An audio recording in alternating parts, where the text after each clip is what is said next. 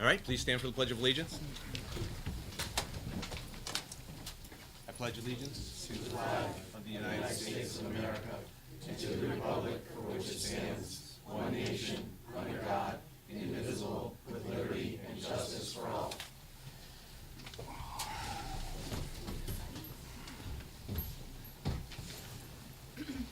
Can I, at this time, have the council clerk do the roll call for this evening? Certainly. Councilwoman Melly Garthwaite, Councilwoman Melly Garthwaite, Council at Large, present. Councilman Brian Laux, Brian Laux, Councilman at Large, present. Councilwoman Ann Heffernan, Councilwoman Ann Heffernan, First District, present. Councilwoman Michelle Coletti, Councilwoman Michelle Coletti, Second District, present. Councilwoman Sarah Akbarali is absent. Councilman Gary Donovan, Councilman Gary Donovan, Council of the Fourth District, present.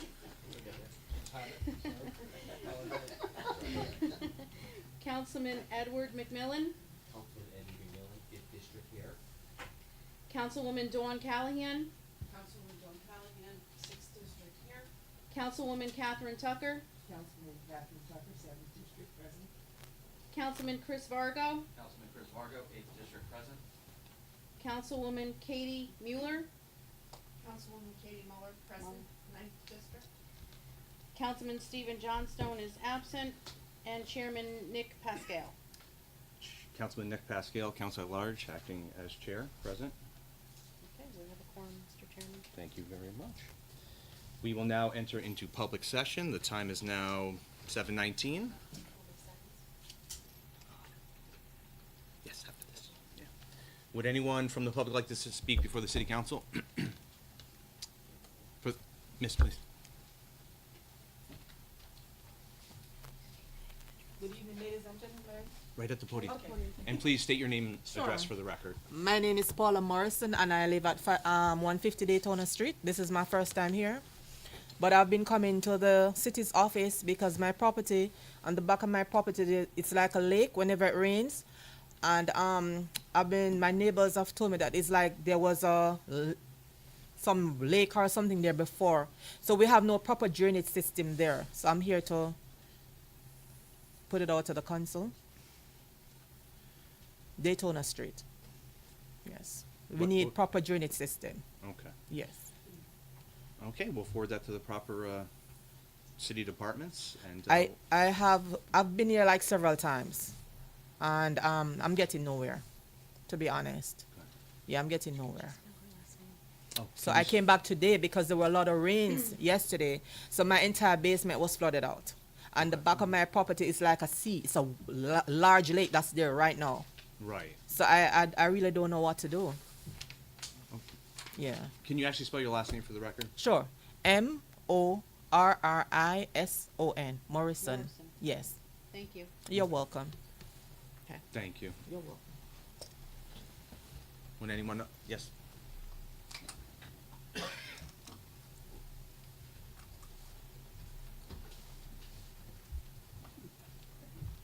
Good evening. My name is Gay Heyer, 685 Forest Road, 6th District.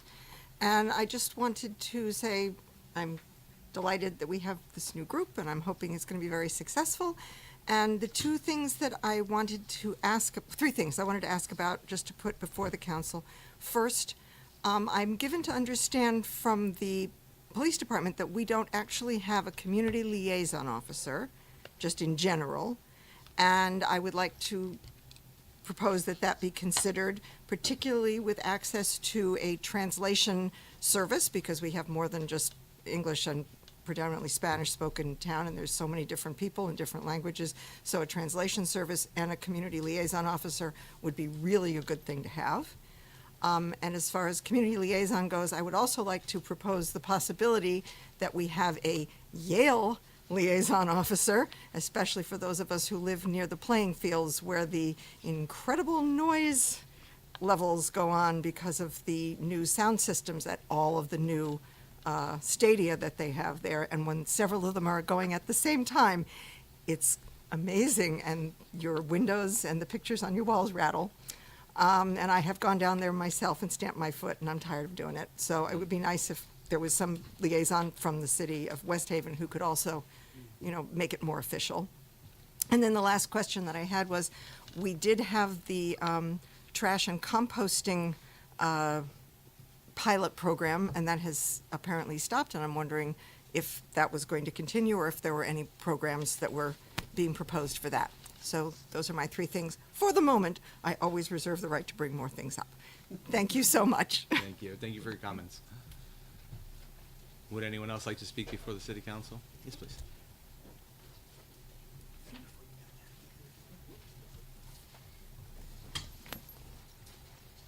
Good evening, Bonnie Posick, 107 East Avenue. I want to speak tonight for a few minutes about ethics. In a city like West Haven, where the taxpayers, your constituents, have suffered through 6 years of an administration with no ethical leadership, we deserve better, and we demand better. Some believe that politics is a different world from everyday life, where different values apply.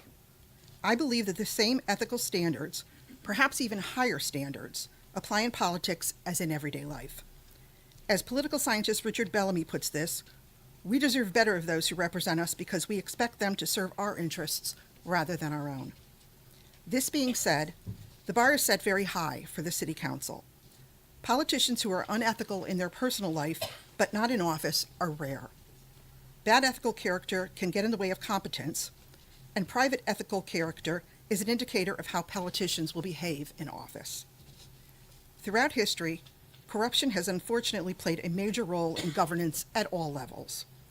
Whether it's accepting money or gifts to swing a certain way on an issue, deliberately hiring a friend from the private sector for a government project, or making any decision at the expense of community members for political gain, there's no shortage of reasons that constituents are hesitant to trust their government officials.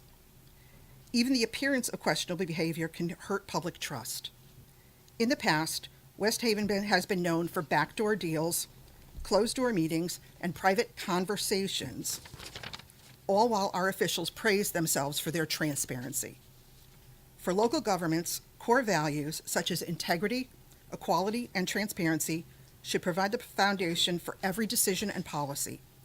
Citizens won't care if the government achieves results if government officials do it through misusing funds, cutting corners, or accepting bribes. People need to be able to trust their local government to act responsibly. This makes transparency and public disclosure especially important. Each of you will sign an ethics form. This is a good start, but I am concerned that it does not cover all of the ethical issues that could arise. Therefore, I suggest that you consider it a starting point. Your constituents will hold you to a higher standard for getting things done and doing them ethically. The taxpayers of West Haven are counting on you to do the right thing. Thank you. Thank you for your comments. Would anyone else like to speak before the city council? For the second time, would anyone? Mr. Diza?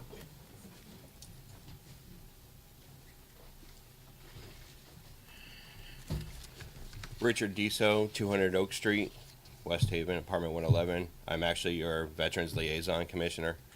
I just want to reach out to everyone to let everyone know that I'm here. My phone number is going to be put on the website soon. I'm in the process of talking with IT to get that put on the website.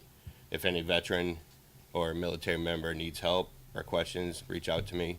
I can help out, and if I can't get the answers, I'll come to you guys and talk with you. And anything our veterans needs, I'll come to you and talk with you guys what we can do to solve the issues. The one thing I want to bring up is Carol next door at the physician's physical therapy. That's a free gym for veterans.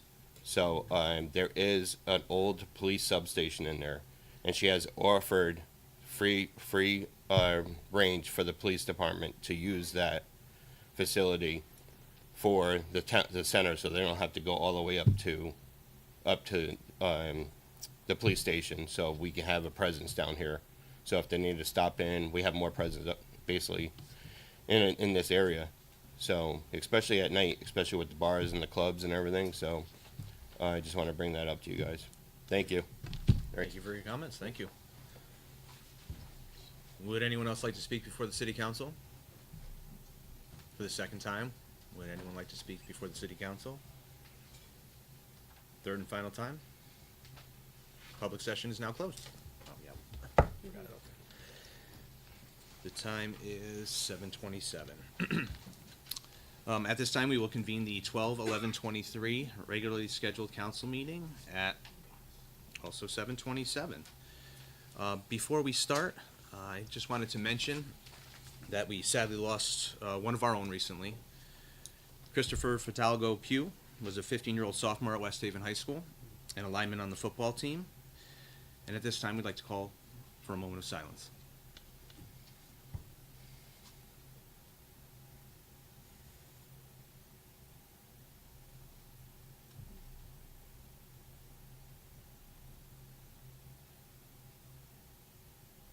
Thank you. So his family could use our support and prayers right now, obviously, and if anyone is interested in making a donation, please use the Venmo tag at WestiesWin, which is at symbol WESTIESWIN, and put Chris's jersey number 70 in the notes. Also, I'd like to take the opportunity to acknowledge the West Haven High School varsity football team and the Seahawks and the cheerleading squad as well. They had great seasons and they embody what it is to be a Westie, and we all congratulate the teams on their great seasons.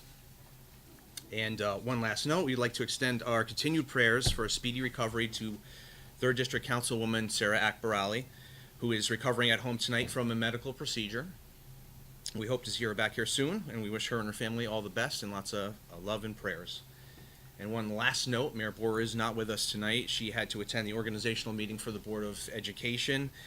And whether she's here or not, we continue on with our business, and I actually prefer it that way because we can all have the conversation as we should. Okay, so let's continue on with the meeting. I am looking for a motion to approve the minutes of the special meeting, which was 12/4/23. Thank you. Do I have a second? Second. Any discussion? All in favor? Aye. Any opposed? Any abstentions? Motion passes. Will the council clerk please hand out the communications for this evening? Certainly, Mr. Chairman. We have before us Communication A from the tax collector regarding overpayment refunds for December 2023, which will be filed with tonight's minutes. We have before us Communication B from Commissioner Greg Milano of the West Haven Planning and Zoning Commission regarding the City of West Haven's complete street policy, which will be assigned to the Streets and Squares Committee, Chairman Donovan. We have Communication C from Commissioner Greg Milano of the West Haven Planning and Zoning Commission regarding the City of West Haven's bicycle and pedestrian plan being assigned to the Streets and Squares Committee, Chairman Donovan. We have before us Communication D from Michael Agello, Deputy Corporation Counsel, regarding 22 Ocala Street, transferring half of the lot to 16 Ocala Street and half of the lot to 24 Ocala Street, being assigned to the Public Lands Committee, Chairman Donovan. We have before us Communication E from Chairman Pascal regarding a discussion and possible action on amending the rules governing the actions of the City Council for the 2023-2025 session, which is being assigned to the Council as a whole, Chairman Pascal. We have before us Communication F from Chairman Pascal regarding approval of the City Council schedule of meetings for the 2024 year, being assigned to the Council as a whole, Chairman Pascal. And lastly, we have Communication G from Olivia Basante, Assistant Grants Writer, regarding project submitted to and subsequently approved by the Connecticut State Bond Commission for $1,250,000 in DEEP Urban Act funding, being assigned to the Finance Committee. And I believe that acting chairman will be Councilman Varga For this evening, correct. for this evening. Just one question. Right after we talk about Okay, we will now recess for committee meetings at 7:31. First up is council as a whole. Communication E is a communication amending the City Council 23-25 rules. We will be holding this for this evening. I just wanted to put this on the agenda so the council folks can take a look at it. see if there's anything that they feel needs changing. I have some ideas, and I want to talk about that at our next meeting, whenever that will be. Also, Communication F, which is a city council schedule of meetings for 2024 that has been set. I hope everybody got to take a look at it. Can I entertain a motion to approve the schedule? Motion. All right. Do I have a second? Second. Perfect, thank you. Any discussion about the schedule? All in favor? Aye. Any opposed? Any abstentions? Motion carries. I do not see Ken Carney yet, so, oh, is he? Oh, is he not using it? Okay. Third up in council as a whole is the ARPA update from Ken Carney. And here he is, right on time.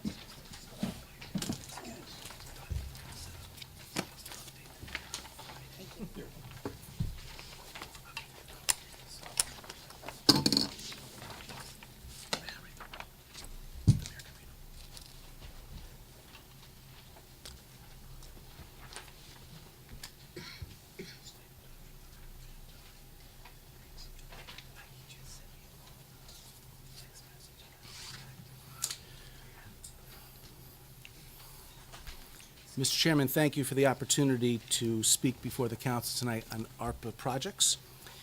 And I just want to wish every council person a great, successful 2 years. The overall premise for ARPA funds in West Haven is that we assume we're going to get audited. We got audited already from Cohn Resnick, and it was a devastating audit. So we have put in place controls, policies, and procedures that will protect the city from ever receiving an audit like that again. Those include, number one, transparency. Every single ARPA invoice is approved in public on live streaming. There is no backdoor approval. Once the invoice is approved, it is sent to the finance director in the form of a packet claiming it's been approved, and a whole nother series of controls take place before the invoice is paid. When the invoice is received, we check and make sure the work's been completed. Sometimes it's rejected because the work has not been completed, and most of the time it's actually approved and sent on to the finance director.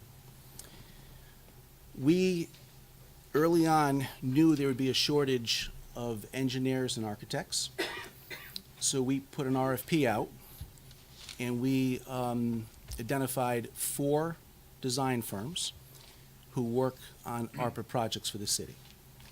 So when something comes up, we are able to go to one of those design firms and say, okay, it's your turn, you're up. That eliminates the long wait to put everything out to bid individually. We did it all at once. We have partnered with UHY, that's an accounting firm. They specialize in working with cities on ARPA spending. And we have a weekly meeting with UHY, and we go over ARPA issues, ARPA questions, invoices, contracts, all ARPA matters. We have a law firm, Carmody. I have David Grugberg with us here tonight. David attends that meeting. Good evening, everyone. I've had the privilege of meeting some of you before. I'm new to most of you. Nice to be here, and as Ken said, I wish everyone a successful and productive 2 years. Thank you. Or more, as you wish. David attends our weekly meetings, and he addresses any ARPA issues. Each vendor is responsible for filling out this checklist. There are people in City Hall, their entire job is to maintain this checklist. If the vendor does not, if the checklist is not completed in the vendor's name, the vendor doesn't get paid until it is. This is an example on the second page. At the ARPA meetings, when an invoice is approved, this form circulates amongst the ARPA members by the attorney, and each ARPA member signs off and tells us if there's a conflict with the invoice. We have thousands of these. The next page is the disclosure and certification affidavit. So every vendor has to fill this out before they can receive ARPA funds.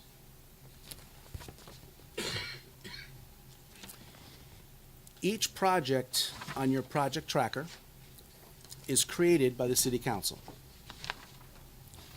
When the City Council wants to add a project or change a project, per ARPA rules, they do it through a resolution. That resolution is written by the ARPA attorney. So if the City Council wants to change something, add something, delete something, they tell me, I pass it on to the attorney, and you'll have a resolution for the next meeting. That's how it works. As the projects come in, there are sometimes we're short funds, other times we are under budget. If we are short funds for a project, the ARPA committee has to come before the council and ask for money to be moved out of contingency to cover the shortfall. If the funds are more than we need for that project, the excess money falls down to contingency, and that is the checkbook that the council manages for ARPA funds. If you look at your tracker and you go down to the very bottom, we presently have $201,976 in contingency. We have spent $12,657,338, but we have committed closer to $27 million in contracts and bidding that's coming up. If you notice on the right hand, to the right of your large page here on the tracker, there are yellow boxes. Those boxes indicate the projects that fall in the revenue loss bucket of money or column. The first 10 million is called revenue loss, and you can spend it on items that ARPA will not let you spend it on. It's very difficult to spend ARPA funds because you can't do paving with ARPA funds. You can't build additions with ARPA funds. There's a lot of things you can't do. But when you put it in the $10 million bucket of money, then you can spend it on those projects. And that's why those projects are in that column specifically, because they would not fit under normal ARPA spending.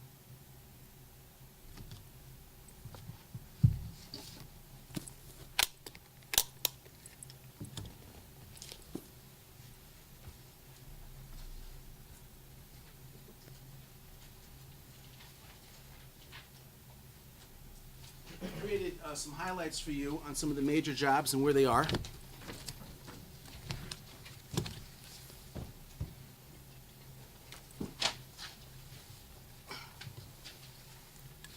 Starting with the West Haven field track and softball field. The track is complete. We just received our sandpit cover. The football field is complete. The fence around the softball field is complete and pending final adjustments. Dugouts are on site, need to be installed. The batting cage is up and running. The mound and bullpens are installed. Backdrop netting for the softball field is installed. General site work cleanup is occurring now. Bleachers have not been installed, but they're on site. Training and education for the AD department is scheduled. And Field Turf is developing a media piece detailing the recycling of the old turf. It's the first one in the country, we think, that was completely recycled and turned into deck boards. And we have those deck boards actually on site. And the project is on target for December 20th for completion. Now, if you go to your ARPA tracker, we will find that one for you. It is 2023-008. The budget was 2.5 million.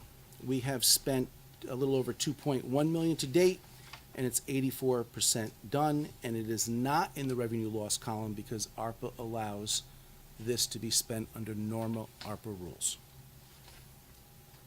Any questions on that one? Yes, sir. Ken, do we know if we are going to hit that target of 2.5? We are going to be about 2.6, but the extra 100,000 is not going to come from ARPA. The Board of Ed did some change orders, and they're paying it from their funds. So we will not go past 2.5 on this project. Thank you. Next, we have the Kerrigan boilers. The city purchased the boilers directly. We have 5 boilers weighing between 3,000 and 5,000 pounds each being delivered in December. The specifications to replace the boilers and all of the piping in the school will be ready tomorrow, actually. That'll be reviewed by the ARPA committee and then sent out to procurement for bidding. We have 2.1 million in ARPA money, and we've already put the city on notice that there'll be bonding possibly as high as another 2.1 to finish this job. We won't know until the bids come back. We also have put a mobile boiler on reserve in case we need it for the winter. We presently have 2 boilers. One is completely dead. The other one is limping along. They're securing parts, cannibalizing parts from the dead boiler onto the existing boiler to keep it running. If that boiler were to fail, and we don't think it will, but if it does, we have a mobile boiler ready to go. Next, I have the Haley ramp. The first round of bidding, the low bidder was 137,000. We have 100,000 in ARPA funds. We rejected that bid, went back out to bid, and came up with 57,000 for the same scope of work. That will be done in the spring. Yes, sir. I'm sorry, Ken, but I Yeah. wanted to ask a quick question about Sure. the Kerrigan boilers. Mhm. I was at the last council meeting, you talked about the timeline because we're getting into the cold season and the kids are still in session. Could you just tell us where we are on that and when the anticipated installation dates will be? So, right now, to answer your question, there is one boiler room at Kerrigan, and it's very, very inefficient because the school is so expansive, and the pool area benefits from that boiler room. By the time the hot water gets down to that wing, you're spending a lot more money to make that happen. So with 5 boilers that are smaller than the 2 that exist, we're creating 2 boiler rooms. Now, we could probably start installing the second boiler room. I don't think they can start replacing pipe in the school while the kids are in class. That could mean a second shift, it could mean weekends. One of the things that has developed is they found a way not to rip out the old pipe, but to use it as a hanger for the new pipe. So until the bids come in, I can't give you a better answer, but I suspect some work can be done over the winter, as long as the kids are safe. Any questions on the Haley ramp? All right, moving on to Kerrigan basketball and pickleball playscape. The binder coat is done. The footings and fence posts are installed. The top coat of asphalt is done. The fence is installed. The basketball hoops are installed. We've requested temporary lines, which they're going to do. The pickleball nets are removable, but they're on site, and the permanent lines will be installed in the spring. There are 2 change orders on this project, the installation of a drainage pipe and the raising of a catch basin for proper drainage. Moving on to Painter Park Fieldhouse. Police storage shed and Allentown garage. All of those are ready for bid. We are going through the specifications now and the final plans, and that'll be sent off to procurement for bidding. The child development roof and the HVAC Noble Community Center rooftop units. These are 2 RTUs that go on the new roof, get replaced. The pre-construction meeting is on December 19th at 11 o'clock. From that point, I'll be able to develop a schedule. City Hall windows, we had the walkthrough here last week. I had a good response from bidders. We broke that up into bids A and B. It turns out the guys who install windows don't want to remove the old windows, and the guys who remove the old windows don't want to install new windows. Didn't know that, so we broke it up into A and B, and we had good attendance on both bids. And we expect those bids to come back on December 15th. The boardwalk camera project is 50% done in the excavation department. The company doing that thinks they'll be done, weather permitting, sometime the end of January, beginning of February. That camera system runs from West Walk all the way down to Sandy Hook, past Jimmy's, past the conference center to the White Bridge. Those cameras will then be installed once the excavation and lines are complete. The company doing that claims they should be done, weather permitting, the end of March, beginning of April. That camera system is very advanced. The police can type in a license plate, and when the camera finds it, it sends the police an email. If there's an incident and there's a description of a guy wearing a blue shirt and red hat, you type that in, and all the footage matching that shows up. So it's a good tool for the police. Next, we have the meeting room cameras. So this room is outfitted. You have the iPad in front of you. If you actually hit TV on, I think only that one will come on tonight, because I think we had an issue with that one, but did you hit TV on? So we need a PIN number to get in here, no one's. Oh, gave there's no PIN number yet, us that okay. yet. So this meeting room, Harriet North, and the third floor conference room share this device. You put the PIN number in, and a screen pops up. You turn the TVs on. You can do click share, so someone presenting can then connect to the screens. And you can hit one of three preset buttons, and the screens will break up into three boxes, one at the podium and one for each side of the council chambers, and it will be live streamed immediately. That's how easy this is. There's no fiddling with cameras. You don't need an outside tech to come in. You literally just hit the button. Okay? Interesting, Next, so that's what I have for ARPA before I go to Washington School. If you look at the pictures I gave you, if you go to page 1 of the pictures, here's some pictures of the field as it is now. The track is there. Everything's numbered. You can see the softball field being finished up. Page 4 is, yes, yeah.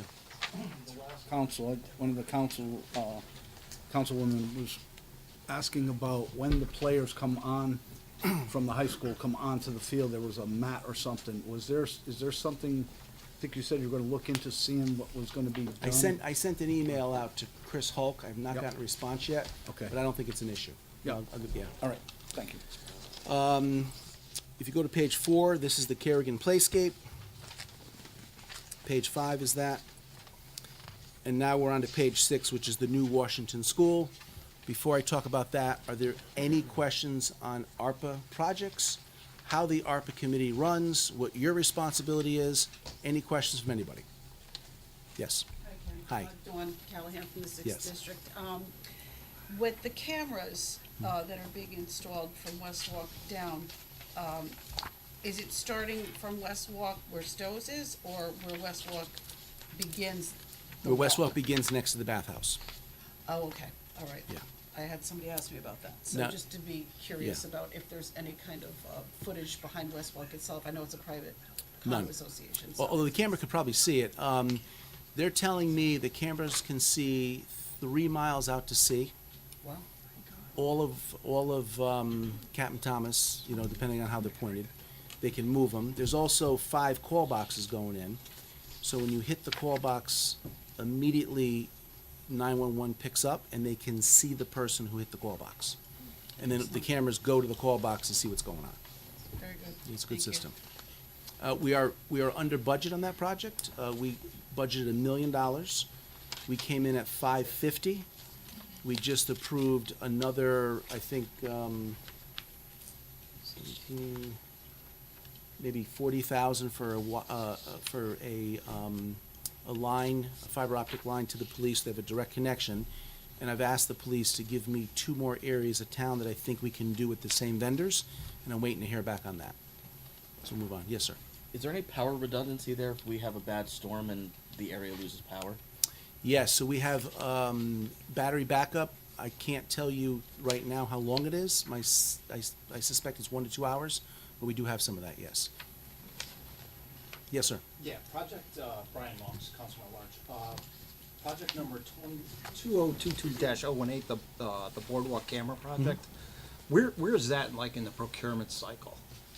Contracts executed, purchase orders placed, you're ready to go? No, we're beyond that.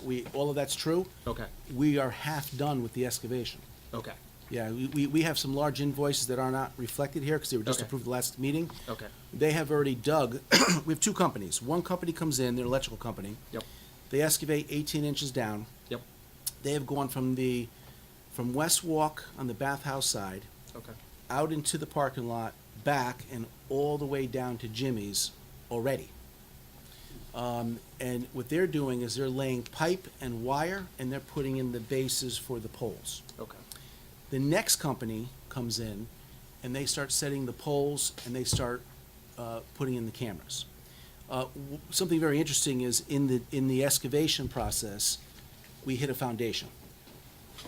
When we excavated the foundation, we found a basement, and we found an electrical panel, not hooked up, of course, but an electrical panel that was left in the basement. So whatever the structure was, they just collapsed it into the basement and went over with soil. So we're hitting foundations, yeah. So, but that job is probably gonna be done, weather permitting, late March, early April, complete. okay.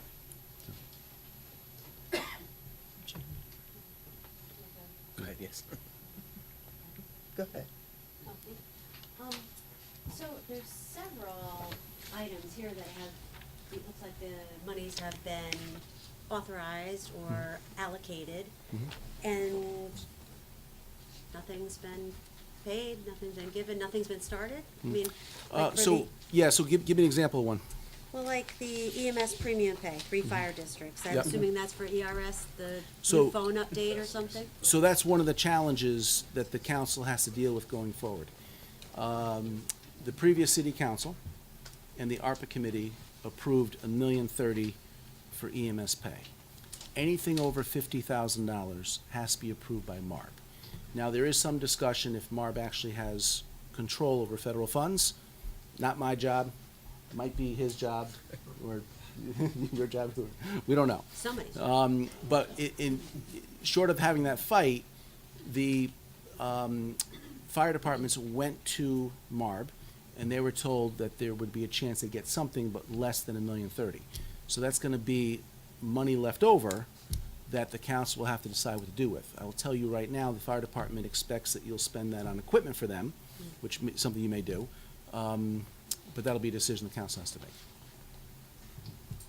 Wasn't there a plan to update their EMS system, the actual, like, phone system, though? I know there's been some funding from other sources for that. They have a lot of need. There's a lot of antiquated stuff over there. Whatever is not spent on not bonuses, but additional pay, which works out to about $4 an hour, by the way, for these guys, for the time they worked during COVID. You could do something else at the firehouses for them. In the library, So the library is doing something called the Navigator program. This is very interesting. They cater to families who don't have internet and don't have computers. They bring the family into the library. They go through a series of courses, and they're given internet for 1 year at no charge. At the end of the course, they're given the laptop. When that program first started, it was determined that the library would not need a subrecipient agreement. And then it was later determined, as the rules became more clear and there were various rules coming down the pike from the feds, that a subrecipient agreement was needed. And that agreement right now was just signed. So and we have several backlogs of bills ready to pay for them. thank you. when it comes to Washington Elementary School, Mhm. did the demo start? So that's not ARPA funded. If we're done with ARPA, I'll go to that. Any more Oh, I'm questions? sorry. That's all right. I'm sorry. Any more questions on ARPA? Councilwoman Yes. Yes. You mentioned that with the camera, funds, Mhm. that you were gonna talk to the police department about additional space. So initially you talked about the bathhouse down to Jimmy's. That's like a really small section. No, past Jimmy's all the way down to the White Bridge. Okay, so Yeah, that's what's it's 1.8 currently- miles. All right. And then you mentioned that you were gonna reach out to the police for additional, what? So what it is there's roughly 400,000 left in that fund. Yeah. We always suspected we could do other areas of town. The police will tell me the high crime areas that they want cameras on, and then we will move the two vendors and the engineer that we hired to those areas to spend down those funds and put in additional cameras. So, the other part of the boardwalk going the other direction, down past where Captain's Gallery used to be, Mhm. what's gonna happen down on that side of the, So right now, the money we've spent is from the bathhouse side of the bathhouse, meaning like right at the end of, West Walk. yeah, Yeah. before you get to the curve that by Stowe's? No, other side of West Walk. Okay. At the Yeah, Grove. Old At the Grove. Grove. Yeah, the Grove. yeah. But that doesn't cover the side where Stowe's is? No, it does not. Okay. Yeah. So my role is to facilitate the projects I'm told to do. I've been told to do from West Walk down to the Sandy Hook Bridge. When I get my next order, which will be possibly that area or somewhere else, I don't know, then we will send the engineer in to see if it's viable, and we will get prices from the subcontractors.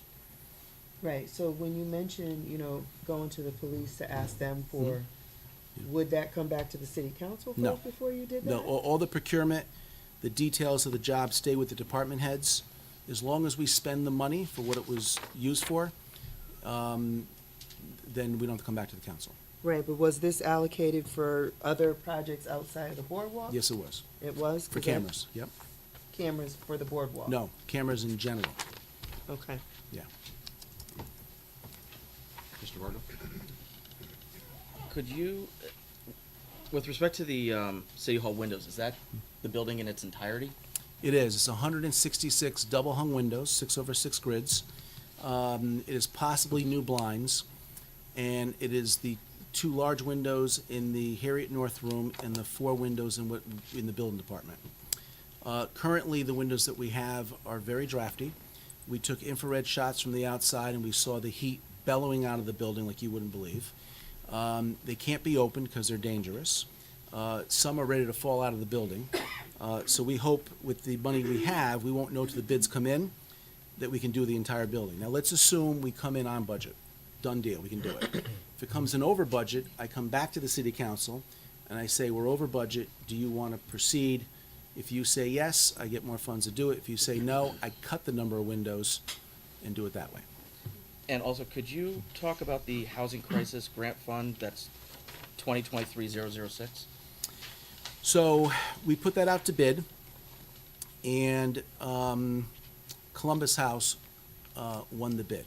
Of that $350,000, roughly $140 is earmarked for hotel expenses for homeless people. Another $80,000 takes care of down payments and first month's rent on apartments. But the key to that working is an advocate comes out, works with the homeless person, gets them into a hotel that night, moves on to an apartment, helps them get a job. Columbus House is telling us that they're having trouble finding an employee. This $350 will fund that. I have asked the ARPA attorneys to call them this week to find out what the status is. Thank you. Councilwoman Tucker?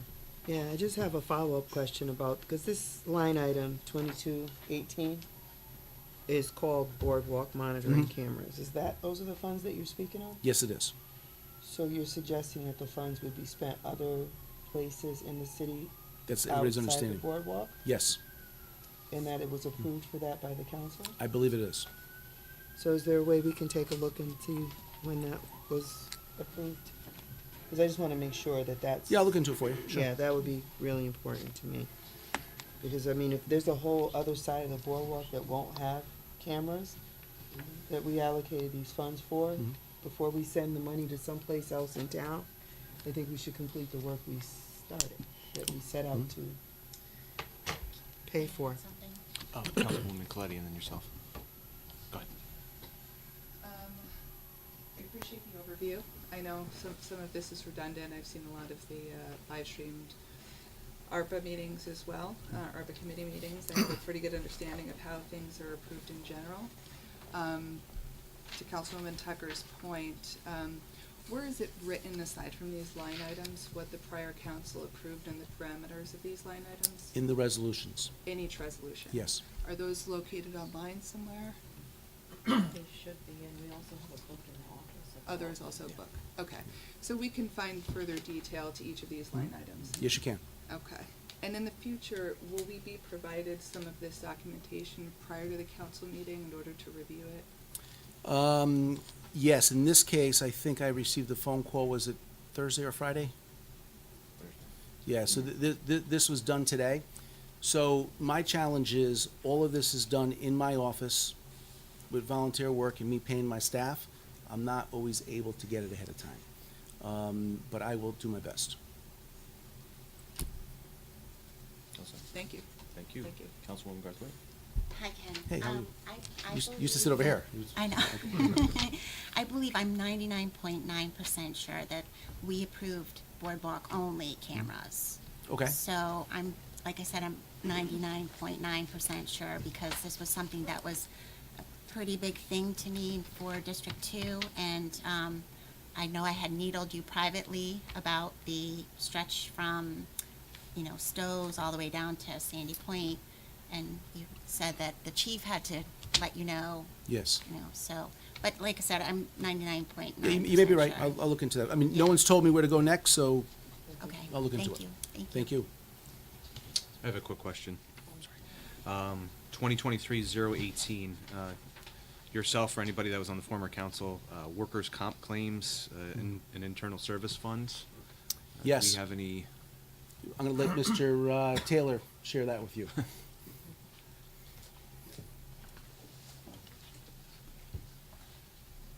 Let's see, it was about, hi, how's everybody? About, I guess about a year ago, we realized that our internal service funds were grossly underfunded. Our internal service funds are what we pay for health claims, workers' comp claims, and general liability, like, damages. So I approached the council about the idea of utilizing ARPA funds as a way to supplement the internal service funds. And council acted. We were able to identify 2.1 million roughly in workers' comp claims that occurred during the COVID period. And per the rules, we were able to apply that ARPA funds to that expense. So we took advantage of that and bolstered our funds. Okay, so that's just to cover the lack of funds for that. Okay, perfect. Was it Councilwoman Coletti? Did you have another question? I think I just had a follow-up question, and maybe this is not to be addressed here. I'm not sure I fully understand the column that's amount of 10 million in revenue loss, that funds outside of ARPA regulations Sure. can be allocated. So what happens is, any funds that are not committed by next December go back to the feds. Any funds that are not spent, once they're committed by December of '26, go back to the feds. We have reports of some neighboring towns haven't spent a dime yet. And try to get an engineer, try to get an architect, try to get a builder, it's real tough right now. So it turns out there's not a lot of things you can spend ARPA funds on. The feds allow the first 10 million of your bucket of money to not follow the general rules that the ARPA funds demand you follow. It's called revenue loss. And you can spend those on almost anything, but it's only 10 million worth. If you didn't have that fund, you probably couldn't spend the whole 29 million. It'd be impossible. Thank you. Yes. Turn the mic towards yourself. Which mic? The mic in front of you. I have two in front of me. This one? Oh. No, that was. It's red, it's red. It's not working. It's the small- Testing 1, 2. Can you hear me? I don't think it's on, guys. Those aren't active I yet. think this one's active. Yeah. Yeah, these are not active yet. It's these right here. Can you hear me now? This thing on. Councilman Berger? Can you keep saying that, going back to the boardwalk cameras, that you haven't been directed to expand the project? Who does that? So the department head in this case would do that. Is that the police? Correct. Yeah. Thank you. Any other questions? I have one. Sure. For 2023-018, the, going back to the workers' comp claims, does that include teachers? The workers' comp? Yes. It does? Mhm. The last thing I'll leave you with on ARPA is we actually did get audited by Whittlesey. Whittlesey came down, spent 2 sessions totaling 6 hours going through every piece of paper we had. And we came out A+. Every single item had gone out to bid properly, all procurement was done properly, every piece of paperwork was filled out properly. It's a huge effort with a lot of people, but we're determined not to have the kind of embarrassment that we had with Cone Resnick. All right? Absolutely. Councilman Locke. Were there any findings at all in that audit? So, Dave, I think, heard more than I did, but there was nothing red flagged at all. There's been no red flags, nothing noted. Yeah. They have not commented on the grants part of their project as yet, but everything I've heard is sort of in conversation or, Yeah, sure. anecdotally has been positive. Councilwoman Coletti. Those third-party consultants that you're referring to, are they by taxpayers or within funds from ARPA? With ARPA, so the way it works is the ARPA rules allow us to spend 10% of the 29 million on soft costs. Because the city did not hire a project manager, your total fee will be under $1 million. Right now, in the first column, you have 700,000 and you've spent 664. We're gonna come back to you in February with a resolution to add 100,000 to that column to continue paying the attorney, the outside accountants, and we're also paying the inside people, and we're also paying the sidewalk inspector who's working 17 hours a week. We're paying the tree warden on parks who's working, 4 or 5 hours a week. All of that comes out of that bucket of money, and we're running short. And with that, I'm gonna just introduce you to Dave Grubberg for a moment. He'll tell you a little more detail. Excuse me. Hi, everyone. A little bit of background following up on what Ken said. Well, I'm with Carmody Torrance, Sandak, and Hennessy. We're in New Haven, we're in Stamford, we're in Waterbury. We were engaged in the spring of 2022 by Attorney Tiernan, shortly before the Cone Resnick audit came out.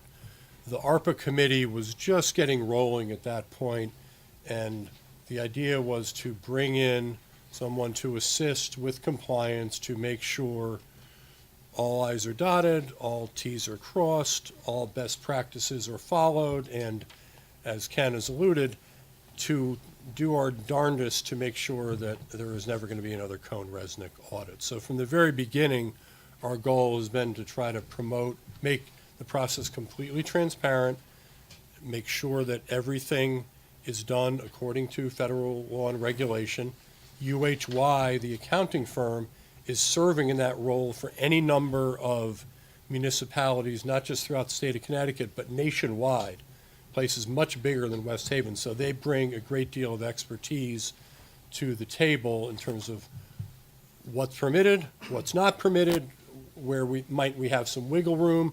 The ARPA regulations often are not crystal clear about what would qualify, what wouldn't, and we've worked through that.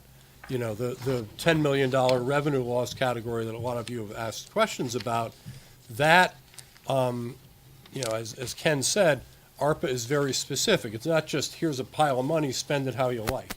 It's tied to the the COVID pandemic, and at root, it's intended to help address problems that arose from the COVID pandemic. Now, it's got some expansive room there, but it doesn't mean you can spend it on anything. Ken gave the example of just plain old infrastructure. We want to do $2 million in paving. That doesn't work, okay? But there are complex regulations that say you can't just treat this money as revenue loss, but you can either do a very complicated calculation, or we're going to say you've got a $10 million safe harbor. And if you spend money on things that would not be permitted otherwise under ARPA, you got a $10 million bucket that you can use for that. And that's where you see all of those things in the far right of the tracker in yellow. Now, we've been somewhat fluid with that. If there's a need in one place, we've gone to UHY and said, gee, is there any way this project could be a qualifying expense? And in some instances, we have been able to move projects into the ARPA eligible category, and that frees up other funds for the revenue loss. One general thing, and those of you who were on the council for the past couple of years know it, but I think it's important to emphasize in terms of the committee doesn't decide how to spend the money, right? The committee's job is to implement the mission and the will of the council with respect to various projects that have been approved. Basically, make it happen as efficiently as possible within the applicable federal guidelines. And that's what we've done. As Ken said, where issues have arisen, either being over budget or some resolution may need to be modified, we've come back to the council and said, hey, we think it's wise or necessary or prudent to tweak this, and you all will make a decision. We're not out there determining how the money is spent. The prior mayor proposed various projects. They went to the council approved some, didn't approve some, and our job is to make that happen within the time allotted, which is pretty tight. All money has to be appropriated by the end of next year, and all projects have to be completed by end of 2026. If anybody has general questions about the process, I'm happy to answer them. I want to make sure everybody understands how the committee works. Okay. We've also assisted greatly in the contracting piece of it. That's not my particular area of focus. One of my partners has been on the main lines on that. Councilwoman Tucker? Thank you so much for your summary. I guess the question that I have is, like you talked about how when the council approves something that's what the committee is supposed to use it for, but Mr. Carney just a few minutes ago talked about taking the money and using it for something that we know it wasn't approved for. Right. And I'm just saying, like, how does that happen? Because with the question, the follow-up question by Councilman Bargo was that, it's the department head that makes the decision, but is it the council or is it the department head? And that's what I'm asking, because I Sure. think that if we've allocated funds and we went through the whole, agreement from the council that these funds for the cameras would be spent on the boardwalk, how did we get to a point where now we're saying we're gonna give it to the police to put it in Okay. some other part of the city? No, And how did number that one, happen? we're not there yet. Number two, your question is a very simple answer, and if I showed you my pad, you will see that I have written down boardwalk camera resolution ? There is a written resolution in the minutes of the meeting where it was approved. Mhm. If it is, as you recall, or some of the folks who were here recall, then unspent money, I think, goes back into surplus, and Okay, that was the gonna- body will depend, if people decide we'd like to spend this on cameras elsewhere, people decide we've had our fill of cameras, and if we got 400 grand left over, we think it can best be spent elsewhere, that'll be your decision. But Right, and the that's answer all to the- your first question is, we're not relying upon memories, thankfully. We are relying upon written resolutions that are, they're in, if you go to the minutes of various meetings, they will include the resolutions that were passed by council that meeting, and what I heard is also there was a central book, if you will, where all of the ARPA resolutions that have been approved by the prior council Yeah, are I just- collected. So I if just there's think ever a it's- doubt, we check the resolution, Yeah, what was I just think approved. it's important for us to hold true to what we committed. You know, this is about transparency and it's about follow through, and I just don't want us to get off in this new administration on the wrong foot with starting off with stuff that. Agree with you know, 100%. We would do things differently. Part of the reason I'm here, I get it, and I'm okay? glad you're here. Sure. Because that's part of it. The second question that I guess I had was around how funds end up in this bucket, the $10 million bucket.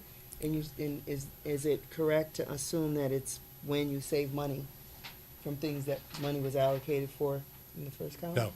No, they end up in that bucket if there's no ARPA permissible expense category that the project would fit, okay?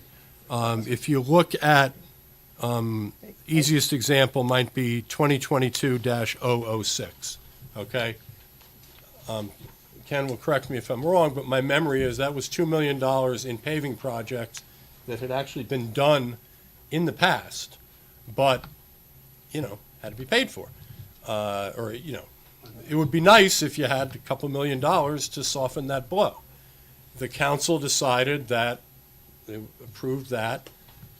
That is not, general infrastructure is not an allowable ARPA spending category, but you've got this $10 million bucket to play with that doesn't have to fit into any particular category. So the council decided we will approve that $2 million allocation for paving that obviously needed to be done, and it's permissible within that $10 million category. So I didn't see it in that example that you gave. Okay, yeah, all right, I see what you're saying, that you took this whole amount and you put it there. It says 100%. So we're saying we didn't spend this money at all in this instance. No, 100% means it's all spent. It was all spent. All spent. All spent, Oh, approved by the you're- council, all spent, doesn't qualify under any ARPA, at least that we can see right now. I don't want to limit So the total ourselves. of this, you get to do that up until $10 million. That's right, and if you look down at the Okay. bottom of that in yellow, you'll see 9.857, so All right. you got And I have one more question if 143,000 my to play colleagues with. won't kill me. Okay, one more question. Sure, So we spent money on that vacuum truck to clean out the culverts. I'm Correct. sorry. I think this is more of a Ken question, but I'm happy to pitch them. I'm sure you are Yeah. right now. No, take your shot. If I need to lateral, I'll You're an lateral. old friend and you don't know it yet, but that's okay. The vacuum truck to clean out the culverts. And are we still using that truck? I mean, I hear people kind of, where are we with that work? Because I see that listed here, and it says 57 point, no, that's 100% that we've got the 100%, truck. correct. But the other stuff around it, the problem areas is 11.33%. Is that representative of the areas that you intended to have this truck used for? So we're mixing apples and oranges, if I can explain. Okay. Starting with the vacuum truck, the council wanted a vacuum truck purchased. The idea was that we're hiring a third-party vendor, the city is, to use their vacuum trucks, and this would save money. The first vacuum truck came in way too high. We value engineered it, brought it down, and we got it down to this number, and we purchased it. At that point, it's out of the ARPA committee hands. I can tell you that I see the thing driving around all day. I can't tell you its workload, I can't tell you where it's going, but I can tell you that I see it being used a lot. The next bucket of money is problem areas, 1.4, roughly a little over 1.4 million. So this is a bucket of money that is earmarked for fixing drainage areas, low-hanging fruit. Changing storm basins, catch basins, snaking pipe, replacing broken pipe, getting roots out of pipe. And the third bucket of money, which is $1 million, is for matching grant funds to catch much larger dollars. And please don't quote me on these exact numbers, but for example, the state came out with a $200,000 grant, but to get that, the city has to put 80,000 up. That 80,000 would come from that $1 million. And there have been several like that. Without that money, you could not get the larger dollars. Also, that money is covering the cost for CDM Smith. CDM Smith is a group of engineers who are going and surveying the entire drainage structure of the city of West Haven. At the last meeting, I brought a book, which is 104, and they actually pinpoint every catch basin and every pipe on every single street in the town. They do a write-up on it and tell you what's wrong with it. And then we hire guys to go in behind them from the 1.4 bucket of money and fix the drainage. That's what's happening. That is also going on it's a GLS or GIS, I forget, but it's going on that, and it's creating a roadmap for the future. Some of these catch basins, people didn't know existed. They were so clogged and covered, people didn't know they existed. They're finding those, they're cleaning them out, they're snaking the pipes, we're finding crushed pipes, we're doing all this stuff, and we're using ARPA funds to do that. So Public Works is the place to go to follow up with that? Well, Public Works is running it. I can tell you that Public Works is doing some in-house, and we're reimbursing Public Works for that work. And we also have a company called Cerulli under city contract, prior to ARPA funds, who is also handling catch basin work. So Public Works is being reimbursed for some of the work that they're doing, so they could Correct. potentially be fixing some of this stuff Oh, they are, yeah. and then using these ARPA funds to get reimbursed. I for believe that Public work. Works is in the 7th district right now doing work. Okay. Yeah. That's, okay. Thank you. Yep. Thank you. Councilwoman Hepburn? So, I know, I don't mean to ask crazy questions, but I had this thought. We have all this money that we haven't yet allocated, so several $1 million that hasn't been given out, but we have it, right? Are we making money on that money? I mean, That's for him. yeah, that, I I mean, don't touch the because checkbook. that, I mean, that seems like, I mean, that'd be a great thing. I mean, we don't have to report that back to the federal government, right? I mean, or we do, or, I mean, It's in our report. It's in the reports that we make money on our investments, but yes, we understand. it's wonderful. Thank you. Any other questions on ARPA? We get to see it. All set. Please. I just, do we get to see that, like how much money they do do? Every month. Okay, okay, thank you. Councilman McMillan? Councilman Malin, thank you. Mr. Carney, I just was looking at your problem areas, project 2022-10, and I'm just remembering Miss Morrison here speaking regarding her Daytona Street area. So I'm just wondering, would that fall under the guise as far as the whole Daytona Street area be? Yeah, so to answer your question, what we're finding is the low-hanging fruit, which is the replacement of catch basins, the snaking of pipes, can be covered. Okay. We're running into some areas where we need $3 million to fix the drainage. We don't have the money in ARPA funds. That will be funded from these large grants that the door is being opened from the CDM Smith report. Once you do the report, which is almost done, you have access to these much larger grants, and we can fund our share of the grants through ARPA. But those larger projects come from state and federal grants. Because I thought I remember being here at a meeting and you all, the previous administration had approved some funds for that area. This would have been maybe like a year ago for Daytona Street. And I was just, because I'm a council member, so I Yeah, yeah. remember that coming up, and I just thought Daytona Street was part of one of the areas that was going to be taken care of, and the money, I believe, was allocated like So- a year ago. So the money, the money that we have is 1.4 million. When we first started, we asked the previous council to bring us problem areas. We didn't have the CDM Smith report, Okay, and we were given areas. And we achieved 11 areas with ARPA funds that we were able to fix flooding, low-hanging fruit. Some areas came back I mixed them up, Lake Street, Lake Ave, I forget. That was one area, millions of dollars. Washington Avenue, millions of dollars. I don't remember where Daytona Street fell, but I can tell you that if work wasn't done with these funds, it's because it's a much larger project that requires much larger funding. But I don't remember off the top of my head, I can't, yeah. Okay, thank you. What's that? Councilwoman Coletti?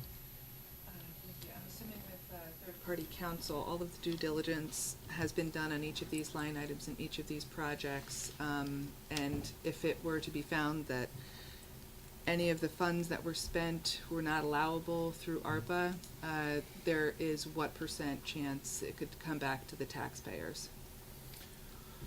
Well, if a project is not, well, let me go back. So when the council approves a project, it goes through a pretty rigorous process. And we get guarantees from our accounting firm and our legal team that it is eligible for ARPA funds. I don't know of any project that isn't. If one wasn't and it had to go back to the taxpayer, you could then take something else off the taxpayer's plate that is eligible and replace that with ARPA funds if you had to. After the money has been spent? Well, if we spend $500,000 and we find out, which again, it's just speculation because everything's been vetted, but let's just say we have $500,000 that shouldn't have been spent in ARPA, we can go out and find $500,000 in invoices that are ARPA eligible and switch them. Okay, but Would be brought before council. Yeah, of course. it would be brought, okay.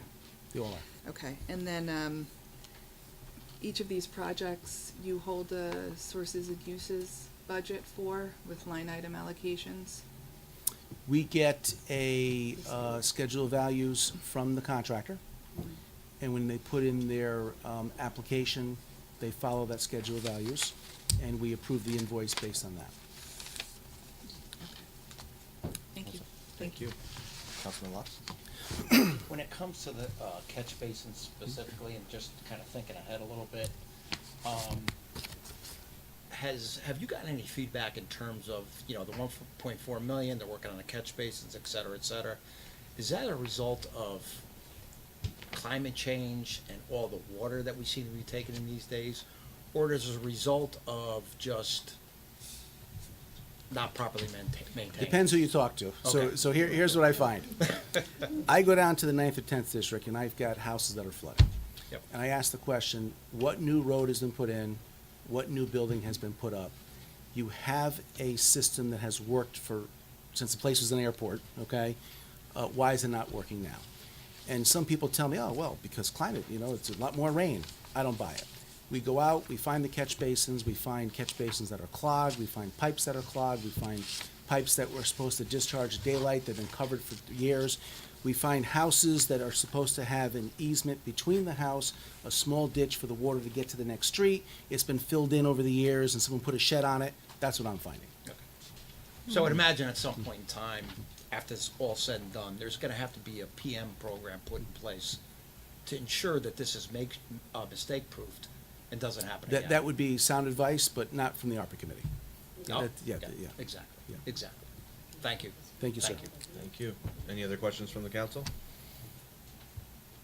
Okay, moving on to Washington School. If you go to the second page of the packet that's in blue, Washington School is not ARPA funded. It is state funded. When the process began, we were given a council budget of $19,390,171. As we began the design process, we felt that we were going to be $6 million over budget. Now, the high school, which had a budget of $130 million and came in at $128 million, has got a state-of-the-art auditorium, a central kitchen, a large cafeteria, science labs, gyms, and everything you can think of. We paid $476 a square foot. Washington Elementary School, through the public bidding process, has come in at $685 a square foot. That's the difference between the escalation and the inflation.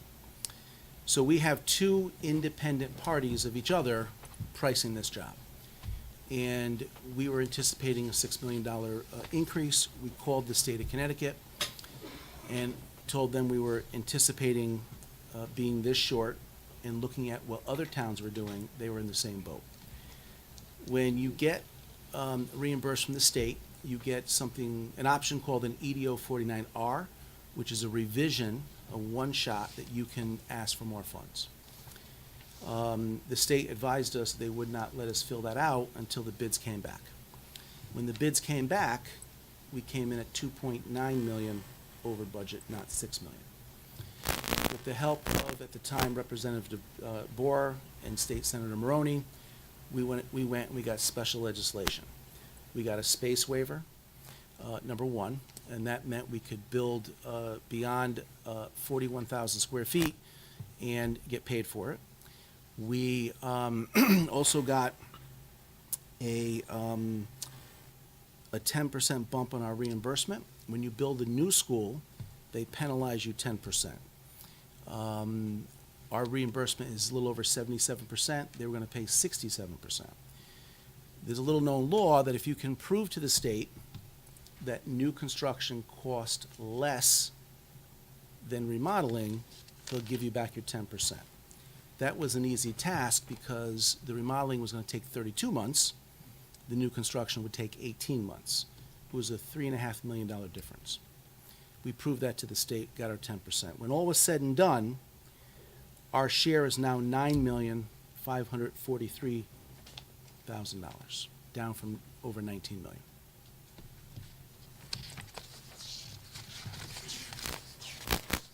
On page 6, there's a rendering of the school. We are in abatement right now. We are a little held up on the demo because the UI has informed us it's going to take 4 to 6 weeks to remove the wire from the school. And we can't take the building down until that happens. In the meantime, we are demoing the inside and doing things like that. I suspect the building will be down sometime the first week of February. And we've also built into the contract that the contractor will save 200 brick, which are for sale, and that money is going to the Student Activity Fund. And 130 have already been sold. That's the story in Washington. Any questions? Any questions from the council? Councilman Locke? So you were able to cost avoid the new versus old by 18 months. When it comes to contingencies, UI just set you back 6 to 8 weeks. 6 weeks, yeah. Yeah, 6 weeks. So Yeah. what are your thoughts in terms of, do you get penalized if it takes 24 months at the end of the day? How does that work? Well, you know, every time we do one of these projects, we always get a missile that comes down the road, whether it be Yeah. from the state, the UI. It always seems to work out. We make it up. We put guys on overtime. We do things. We have contingencies. We have a contractor contingency. We also have an owner's contingency. We have done very well, far better than our other towns in the state. We shaved $10 million off the city taxpayers' back with this project. So I think we're going to be okay. I'm assuming the procurement cycle is complete. Yeah. POs are in place, contracts fully executed, Yes, the GMP. statement of values in terms of payments and invoices are all set up Yeah. and ready to go. So it's a CM at risk. Yep. The GMP was signed by the previous mayor. I think it says here somewhere. Signed return on November 10th. Contracts were issued from the CM, and they've all gone through scope review. We lost a couple of guys. Had to bring the second bidder in, and that's where we are. So an award has been made. Well, we As a awarded. general contractor, who, No, Oh, in general. okay. No, the way a So- CM at risk works is we pay the CM for the building. okay, He pays all the subs, and he guarantees the price not to exceed. And there's exceptions to that, but. Sure. Yeah. So we're doing a CM at risk, which is pretty common on a larger building. This is a $45 million project, okay. so. Any Thank other you. questions? Councilwoman Coletti? Sorry, you brought the schedule down to what? How many months? Well, it's not what I brought it down to, but if you do new construction and you take the students out of the equation, you go to 18 months construction, which is what's in our GMP. If we were to phase it on site with the students there, it's a 32-month project. The subs were telling us that they cannot guarantee material pricing for 32 months.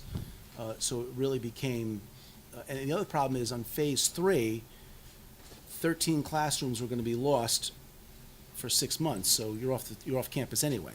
Our first attempt was to go to Yale and ask to use one of their buildings, which they've done for us in the past. They had a new nursing program moving in, and we lost that opportunity. So we went to Malloy School.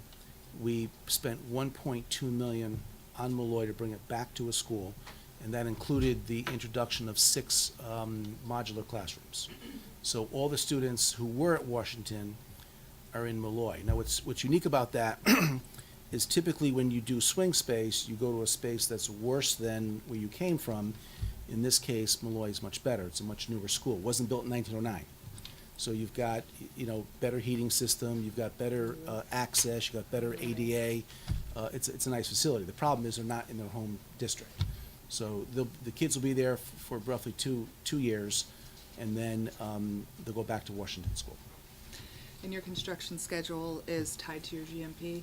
Correct. Okay. Thank you. Thank you. Ken, can you source a new packet for the new council members of just the drawings and the general costs that you previously gave the old council, just so they can see it? I mean, we have this drawing here, it's a little pixelated, but is there another packet that we were relying on when we made this, I'm assuming? Well, the way it works is when you apply to the state, you go out to bid for an architect. Right. In this case, Antonazzi won that bid, was the low bidder. We paid them $100,000 to fill out an application to the state. But where we are today looks nothing like that application. It's a process that moves forward, and things change considerably. Right. So the original application I can give you, it's probably about 100 pages, but it's nothing, it doesn't show what we're doing now. Okay. But as far as the new drawing of what the school's gonna look like? I've got construction drawings, which I don't think I can get to you through email. I can give you maybe a link to look at. I could do that maybe. I'd love that for the new council, and any other requests from Ken? Well, wasn't sure if you were talking about the drainage and stuff, those books there. The drainage? The company gave us those, correct? So they wouldn't, with the new council, they wouldn't be apt to giving them the newer group. Well, I can tell you that As well. the CDM Smith work is in City Hall somewhere. Yep. I happen to have a copy at my office as well. But I'm being told it's being put online as well. Okay. Any other questions for Ken on Washington School? Go ahead, Councilman Taka. Did it get put in there by mistake? Hold on. I'm using my own copy machine on this stuff. What page is it? The last page. Oh, yep, that got put in there. Pull that out. Good job I sold today, by the way. Good for you. Sorry about that.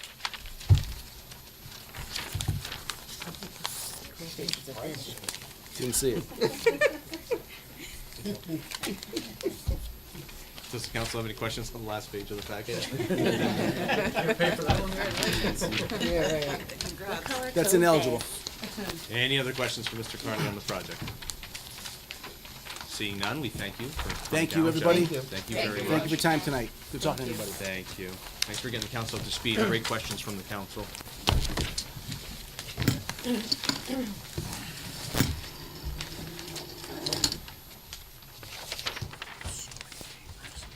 All right, that concludes the business of council as a whole. We're going to move on. We're going to move on to the Finance Committee with the temporary councilman, Vargo. Thank you, Mr. Chairman. Time is 8:41, and your Committee on Finance is now in session. Councilpersons present are Councilman Locks, Councilwoman Tucker, myself acting as chair, Councilman Johnstone, and Councilwoman Accarelli are absent. First item on this evening's agenda is a year-to-date budget review by Mr. Taylor, acting finance director. Hello again. Hi. there's not a year-to-date budget in your packet. We did October at the last meeting. I know that was not the same exact group of people. But, you know, once a month we like to do that. It's too early in the period to give you a November report, so there's not one there.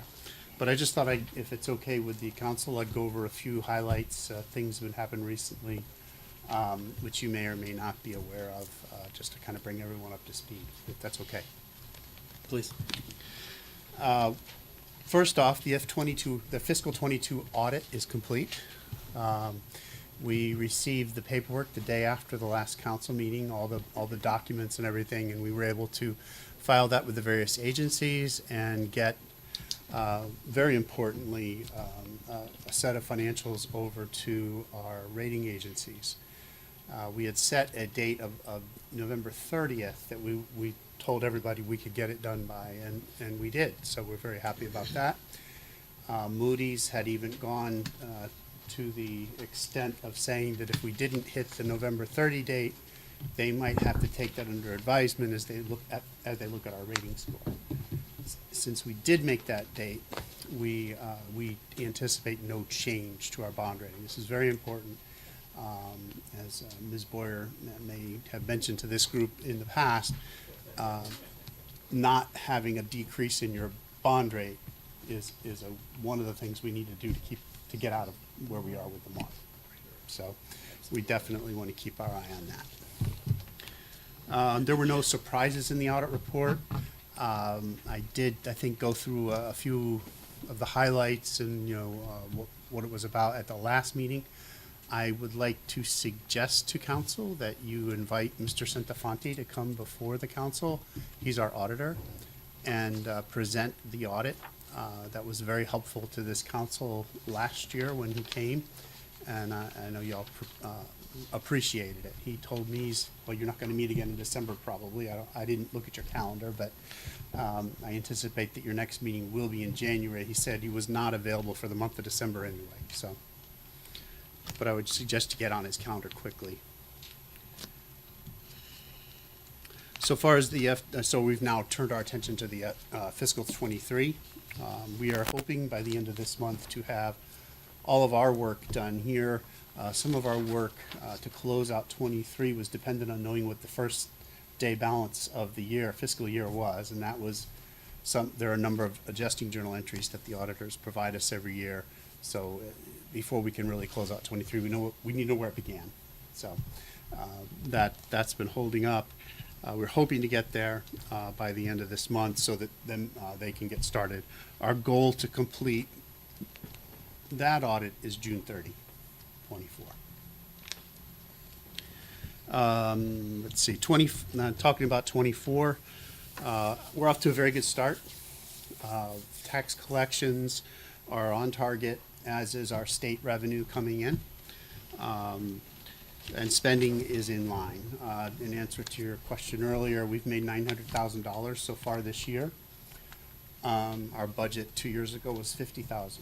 So we did very well last year, and I'm sure Mr. Donovan and some of the others can attest to that. We are doing fantastic this year, basically because interest rates are higher. So that's helping us a lot. Our balances are going to start going down. In fact, they've started to go down. Versus my plan. The plan anticipated bonding in November. As we all know, that didn't happen. But we are now looking at a schedule. We're meeting with bond attorney, et cetera, Wednesday. And we'll set the calendar and start working towards bonding in January, I hope. That's our intent at this time. I'll find out more on Wednesday. Yeah, that's it on that. And I talked about the cash. Want to make sure you heard that. If there's some questions, I'd be happy to answer those. Are there any questions from the Finance Committee? Any questions from the council? Yeah. I'll take an example of NIP money reimbursement. Uh-huh. That's an added line item in the budget, but that's not separately held in, there's nothing that's separately held in separate accounts or No. isolated and, Sorry. Okay, go ahead.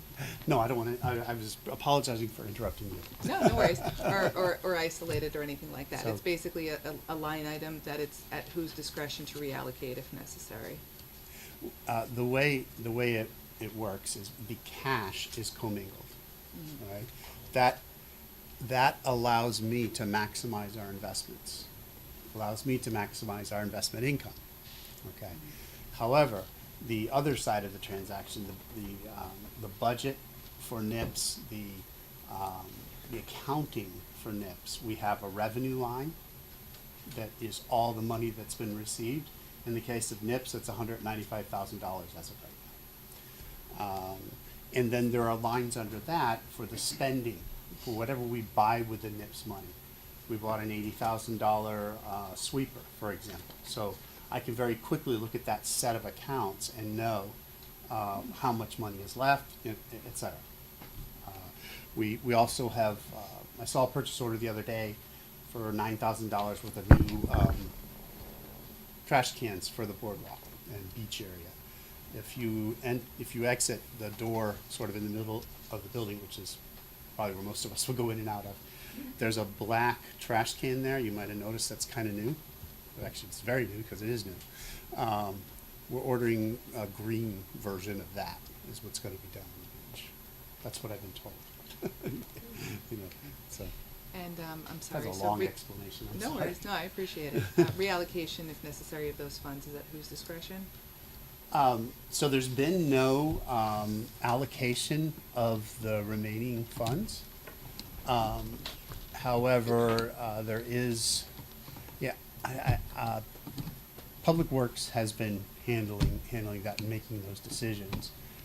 They have been so far, and will continue to look at projects that make sense around the whole NIPS trash issue.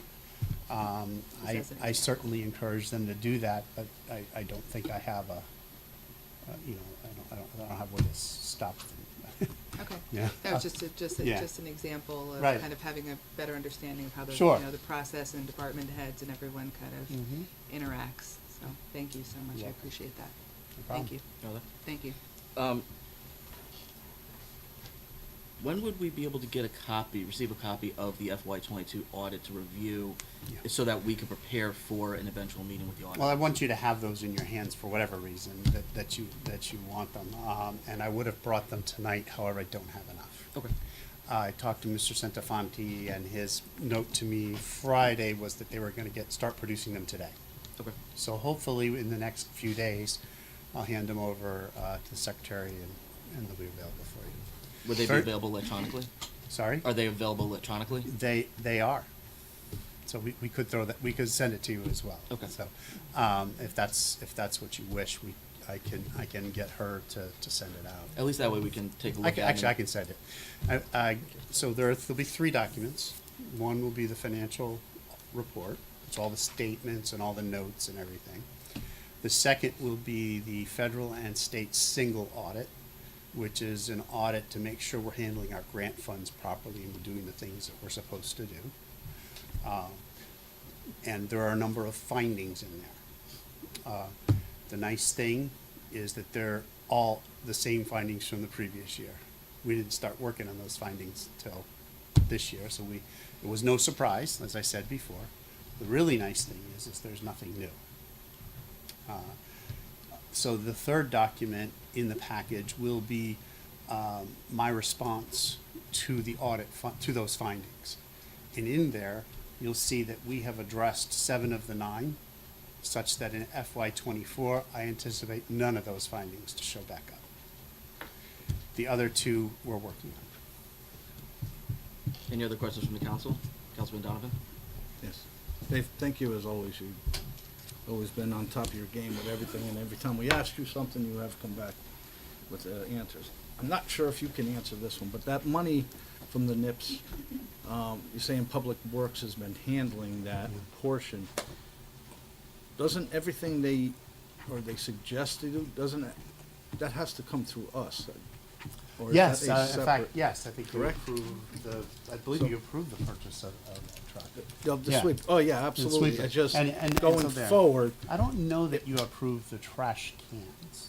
That's what I was I don't Yeah. remember, and I only missed one meeting, so I don't think it happened then. And again, not that I'm denying that, it's just something that we need to be aware of and, you know, make sure it's valid, and that's what that money is Right. spent on, so that Correct. it's no. I have and taken being every chance I transparent, can so. to encourage them, you know, the best ways to spend that. And I know, Maybe we Mr. send a reminder Orifice. to Public Works that when they plan on using that money, that they have to come to us ahead of time, so. Stace, I don't know if that's something we need to Well, make yeah. mention to them, send a letter to them or something, or make a note, so, thank you. Thank you, Chairman. Oh, Councilman sorry. Locke? Has the fiscal year 2024 budget season kicked off? That sort of plan? because the fiscal year 24, we're in fiscal year 24, so the budget Oh, okay. is set. Okay. And I was gonna save this for MARB, but we actually were able to get MARB to approve our 5-year plan, Okay. which we haven't been able to do in several years, so we felt very good about that. Okay. There was a lot of effort from a lot of people to get that done, and, which is, by the way, another thing we need to do to get out from under the MARB is have a fiscal budget. There has not been a budget published, and the reason is, number one, focus. And our focus was to get the 22 audit done until now. Okay. Number two, the annual budget has the 5-year capital plan contained within it. We got that approved on Thursday. Okay. So now that we have everything approved, we're working through a couple of things to make sure we're ready for the 23 audit. And then I will turn our attention. It's so close to being published. I mean, I'm almost done. But I just can't focus on it right now. So. Oh, so you were probably asking about the 25 budget process. Yes, so we're Perfect. beginning to get reports out, year-to-date reports to the department heads right now. Yep. In January, we will sit down with them and do some projections on this year, as well as help plan for next year. Okay. We'll set up the mayor's meetings, et cetera. Okay. So is there a deadline,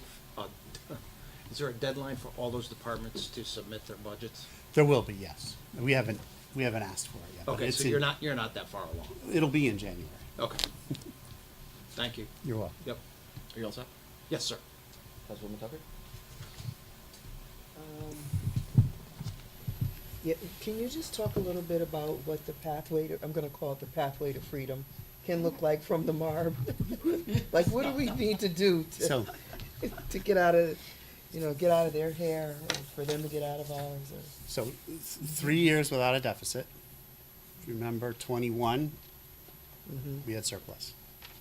22 audit just went out, surplus.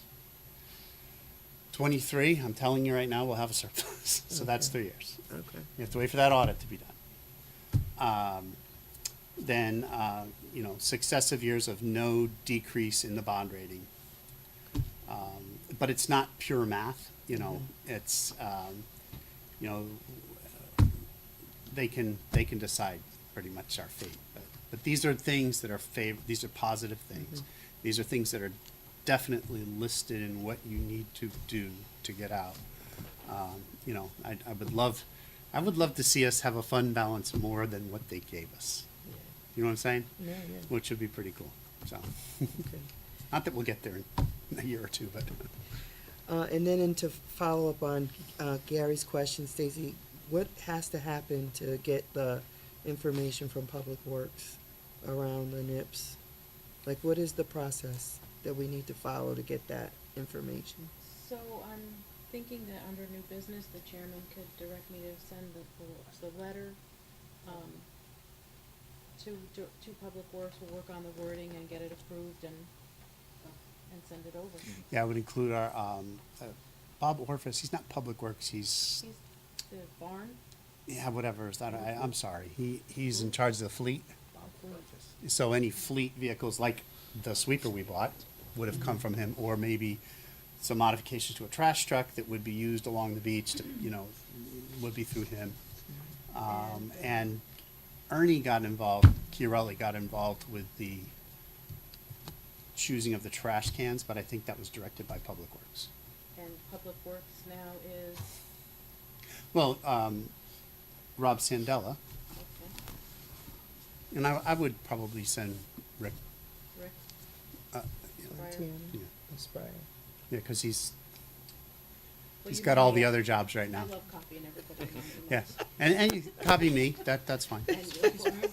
Yeah. You'll hit somebody if you just add them in, add 'em on. Any other questions from the council on the year-to-date? Councilman Coletti?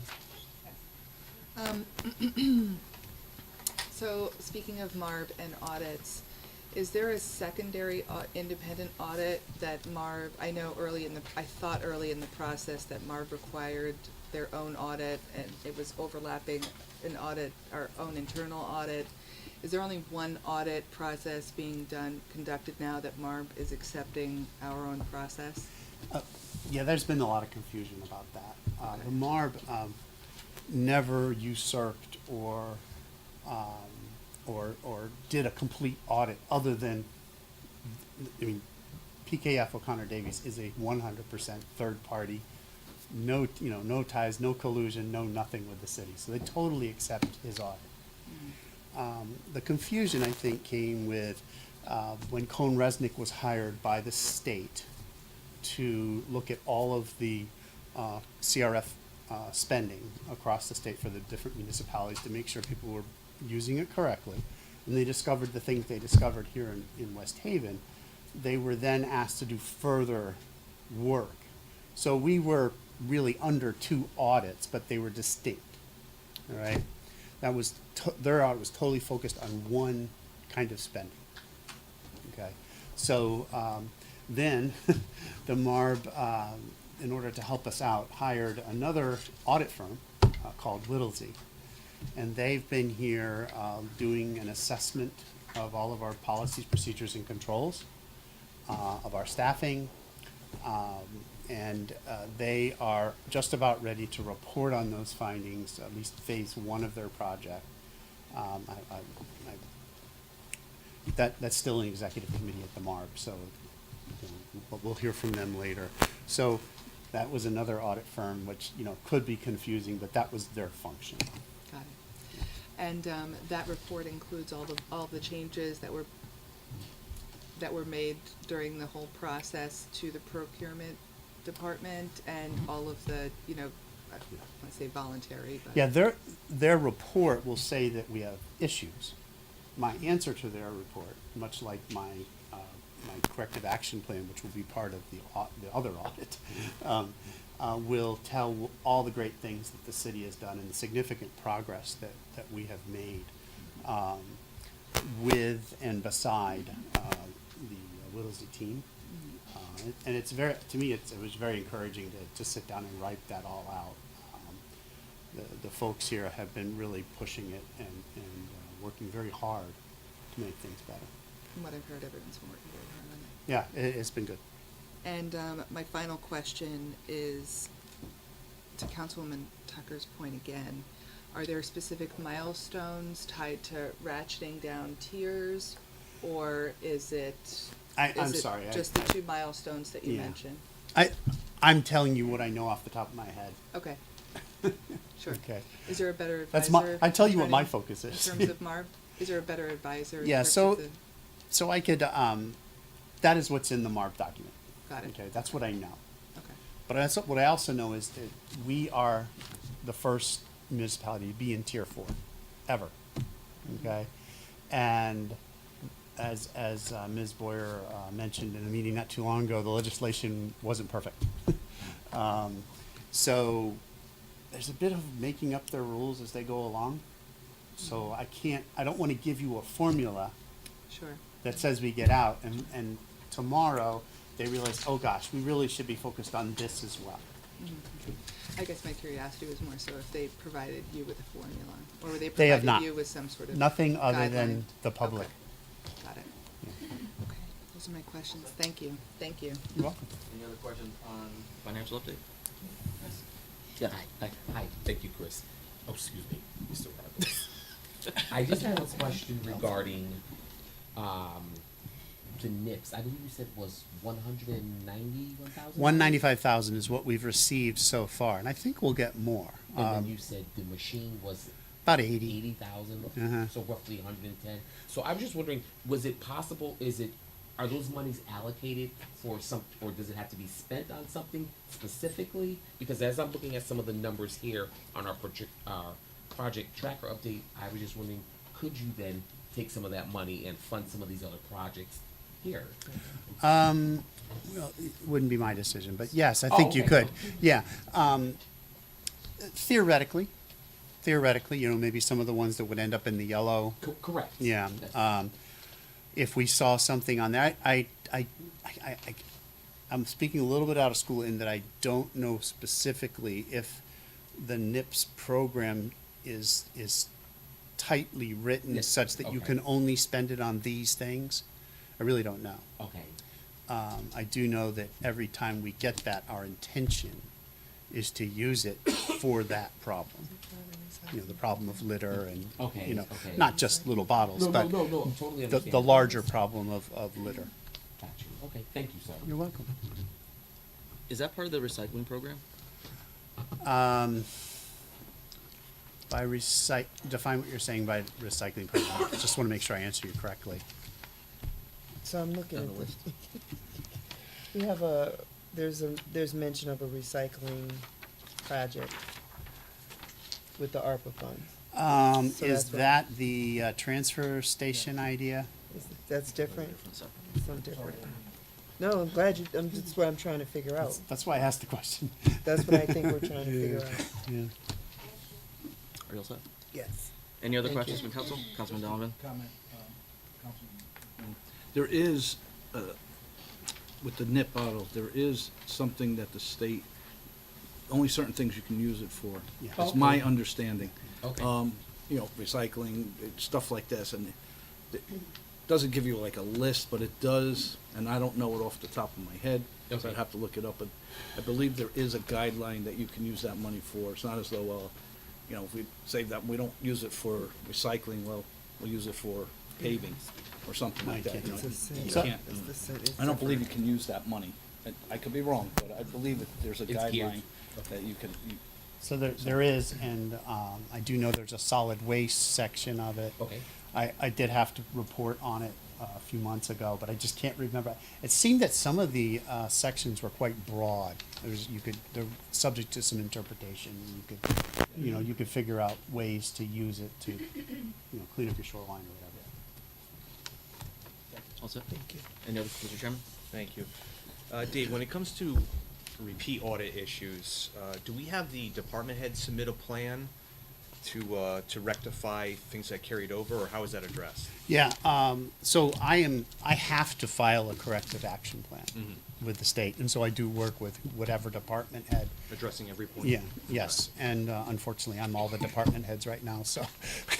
Thank you. Thank you. So- That's all, Mr. Chairman. Councilman Tucker? Yeah, we remember during one of the last sessions, we talked about the, overdraft, if you will, that's associated with the workers' comp claims from the, and then you got the funding, which was what, 2 million? Well, we did two resolutions. We did a resolution to use some of the surplus that we had in 2023, and I'm gonna do a final analysis of the surplus and where we are, and I might come to you with some other kind of resolution, who knows? And we allocated 2 million from that, and then we met on a subsequent council meeting, and you allocated 2 million from the ARPA fund. So that's $4 million. Our shortfall as of the end of 2022 was 8. So we're halfway there. 8.6. So we've just about cut it in half with those two moves. So we also talked about, policies and procedures, because there were none, right? They were lacking. Regarding Preventing. preventive, yes, thank you. Preventing harm to the city employees. Yeah, right? So I'm asking I'm you, kind of what's excited. been, I know you got an answer, go ahead. So we I found this tremendous guy to come and be in risk management, and he's temporarily there. We're having to post the job, but he's got decades of experience. Frankly, I don't know how we'd find somebody better, but he is working with our PMA who handle all of our workers' comp. Inside of our contract, there's funds for safety programs. He's getting those going. We've had the first confined space training for the sewer department in several years. Was held just the other week. Today, at the mayor's leadership meeting, he announced a ergonomics program that is going to get kicked off in December. I'm very excited about both of those. So just the context was that these folks didn't necessarily have a robust policy and procedure package together for the city employees. And we did have a big bill for workers' comp related work. Yeah, so it's the issue, and my issue too, council was right on target. Well, if it's so hot, what are we doing to make sure people come home, go home safely? You know, lifting, walking up ladders, you know, OSHA regulations. And he's very familiar with those. It's all over it, and he's working with all the department heads and the safety committee to get things done. Good. I'm glad to hear it. Yeah, I'm very excited. All set? Yes. Any other questions on the budget review? Okay. Up next is the MARB meeting update. So we did meet with MARB last week. As Mr. Carney alluded to, they did not approve the fireman's ask for the $1,030,000 that was in there for the hazard pay. They did not approve an ARPA funding to the West Shore Fire Department. In particular, that would have been for to stop leakage into their basement.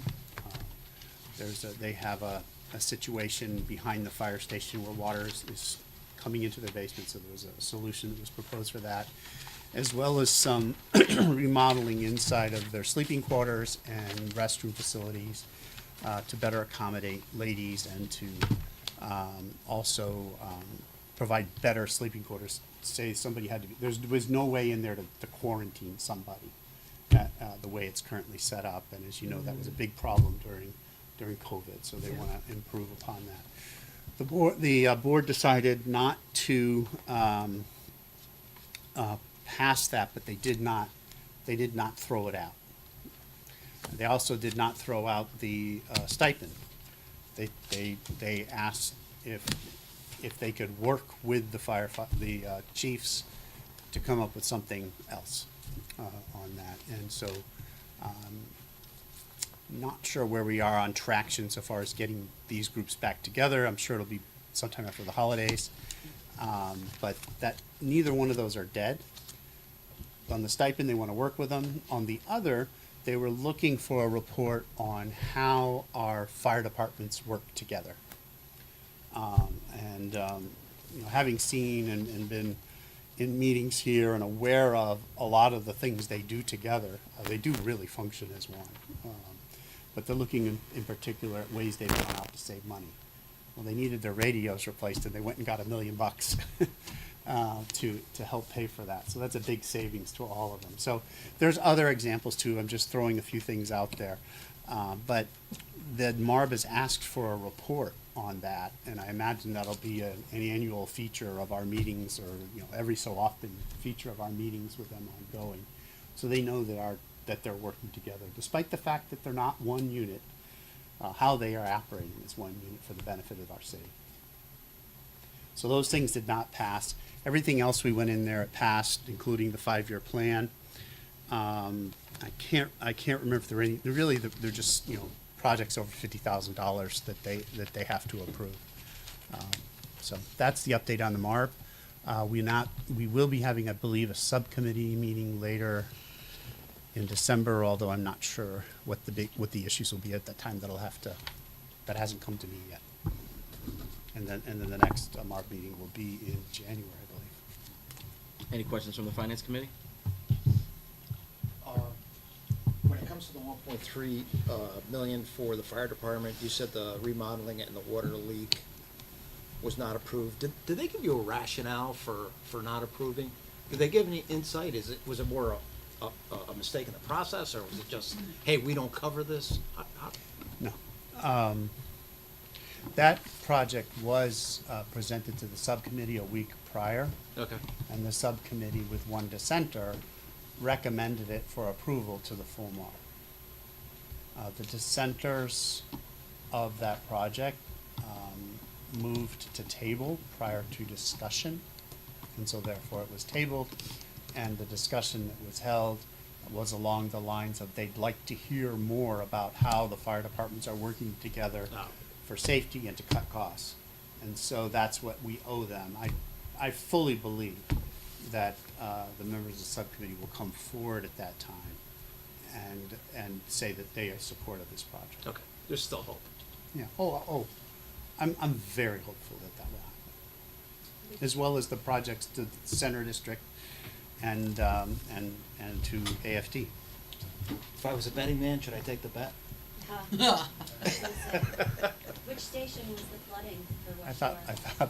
I thought the betting man was no Dawson longer Avenue? there. I'm Was sorry. Dawson Avenue flooding, or? It's the one down by the beach. Okay, Dawson Avenue. Any other questions from the Finance Committee? Any questions from the council? Just a quick one. All of the MARB meetings occur at their office. I know initially there had been talks, and I think once they came to the high school, but the actual MARB committee did not come to West Haven, right? The full board because of the secretary's schedule, tends to meet in Hartford, the legislative office building. That they did agree to come down here, and I do believe they'd do it again.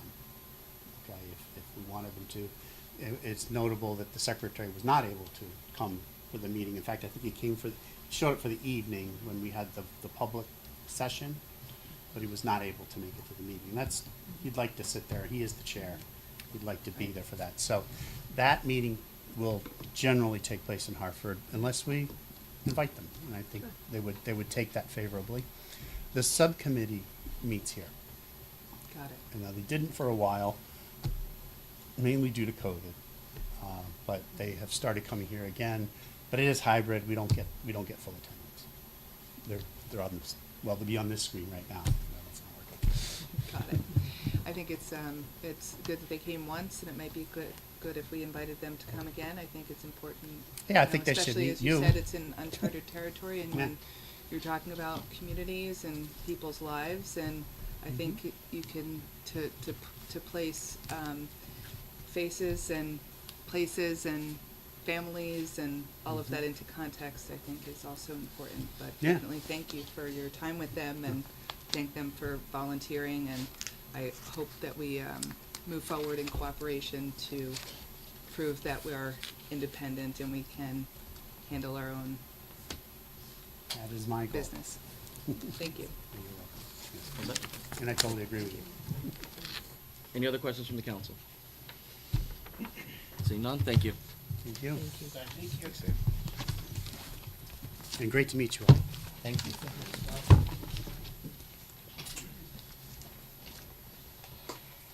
Next before us is Communication G under this evening's agenda from Olivia Basanti, Assistant Grant Writer regarding projects submitted to and subsequently approved by the Connecticut State Bond Commission, $1,250,000 in Deep Urban Act funding.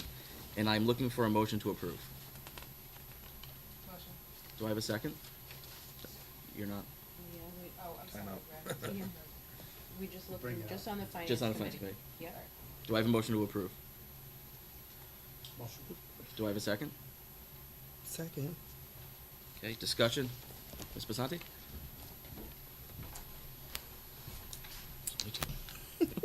Hello, everyone. So many new faces. I'll introduce myself. My name is Olivia Basanti. I work in the city's grants office. I am the city's grants writer. I invite you all, if you have projects or ideas that you're hearing from residents or just things you notice around the city, My inbox is open. I'm at my desk down the hall 9 to 5, Monday to Friday.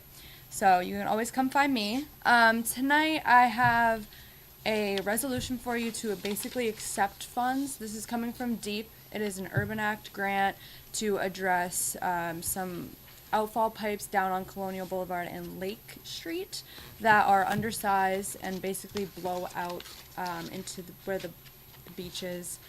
So we had this approved by the previous council and the timeline just was off. So the previous council approved it and then the contract didn't come through in time from DEEP.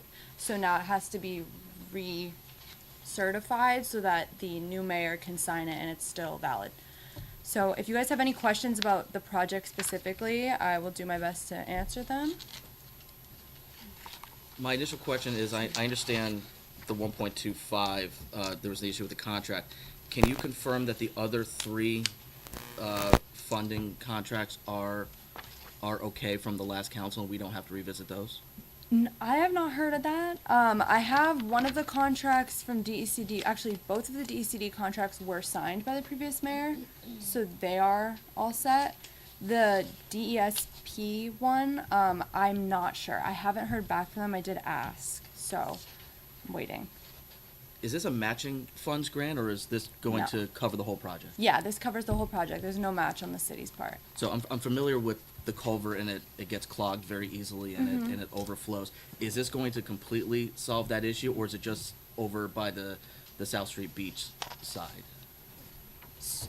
Which side are you referring to? The beach end, because I know Yep. I know it overflows towards the center of Colonial Boulevard, but then it also overflows towards the beach.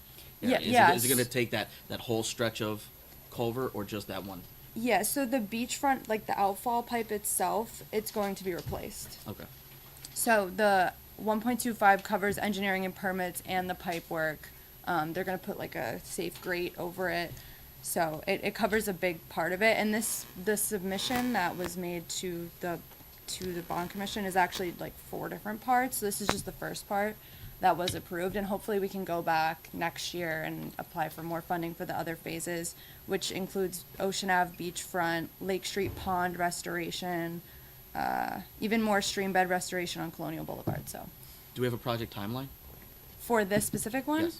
I don't have the contract yet, so it's Okay. going to be hard for me to say because contracting can sometimes take 2 weeks or 3 months. Right. Any questions from the finance committee? Councilman Locke? Back to that question with the pipe that goes out into the sound and the pipe that is on Colonial Boulevard. When we campaigned, a lot of people spoke about the need for a repair.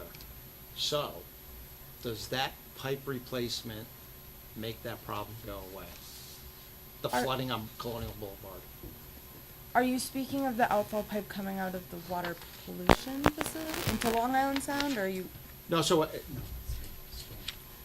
on Colonial Boulevard, Yep. there's a culvert. Mm-hmm. And I'm assuming the water runs down through it drains towards the sound. Mm-hmm. And there's a pipe at the end of Colonial Boulevard.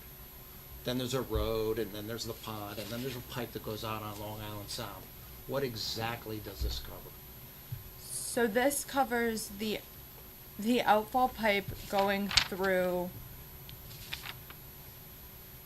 It must go under Ocean Avenue. It does. Yeah. But I want to make sure I'm talking about the right one because like Abdul is the total expert Oh, no on worries. this project. So what I can do is I'll talk to him and I'll have him send you kind of a more concise with a map because I don't Okay. have any maps in front of me right now, Okay. unfortunately. Okay. So we just approved 1.25 million in a grant and, being sort of ignorant on this subject matter.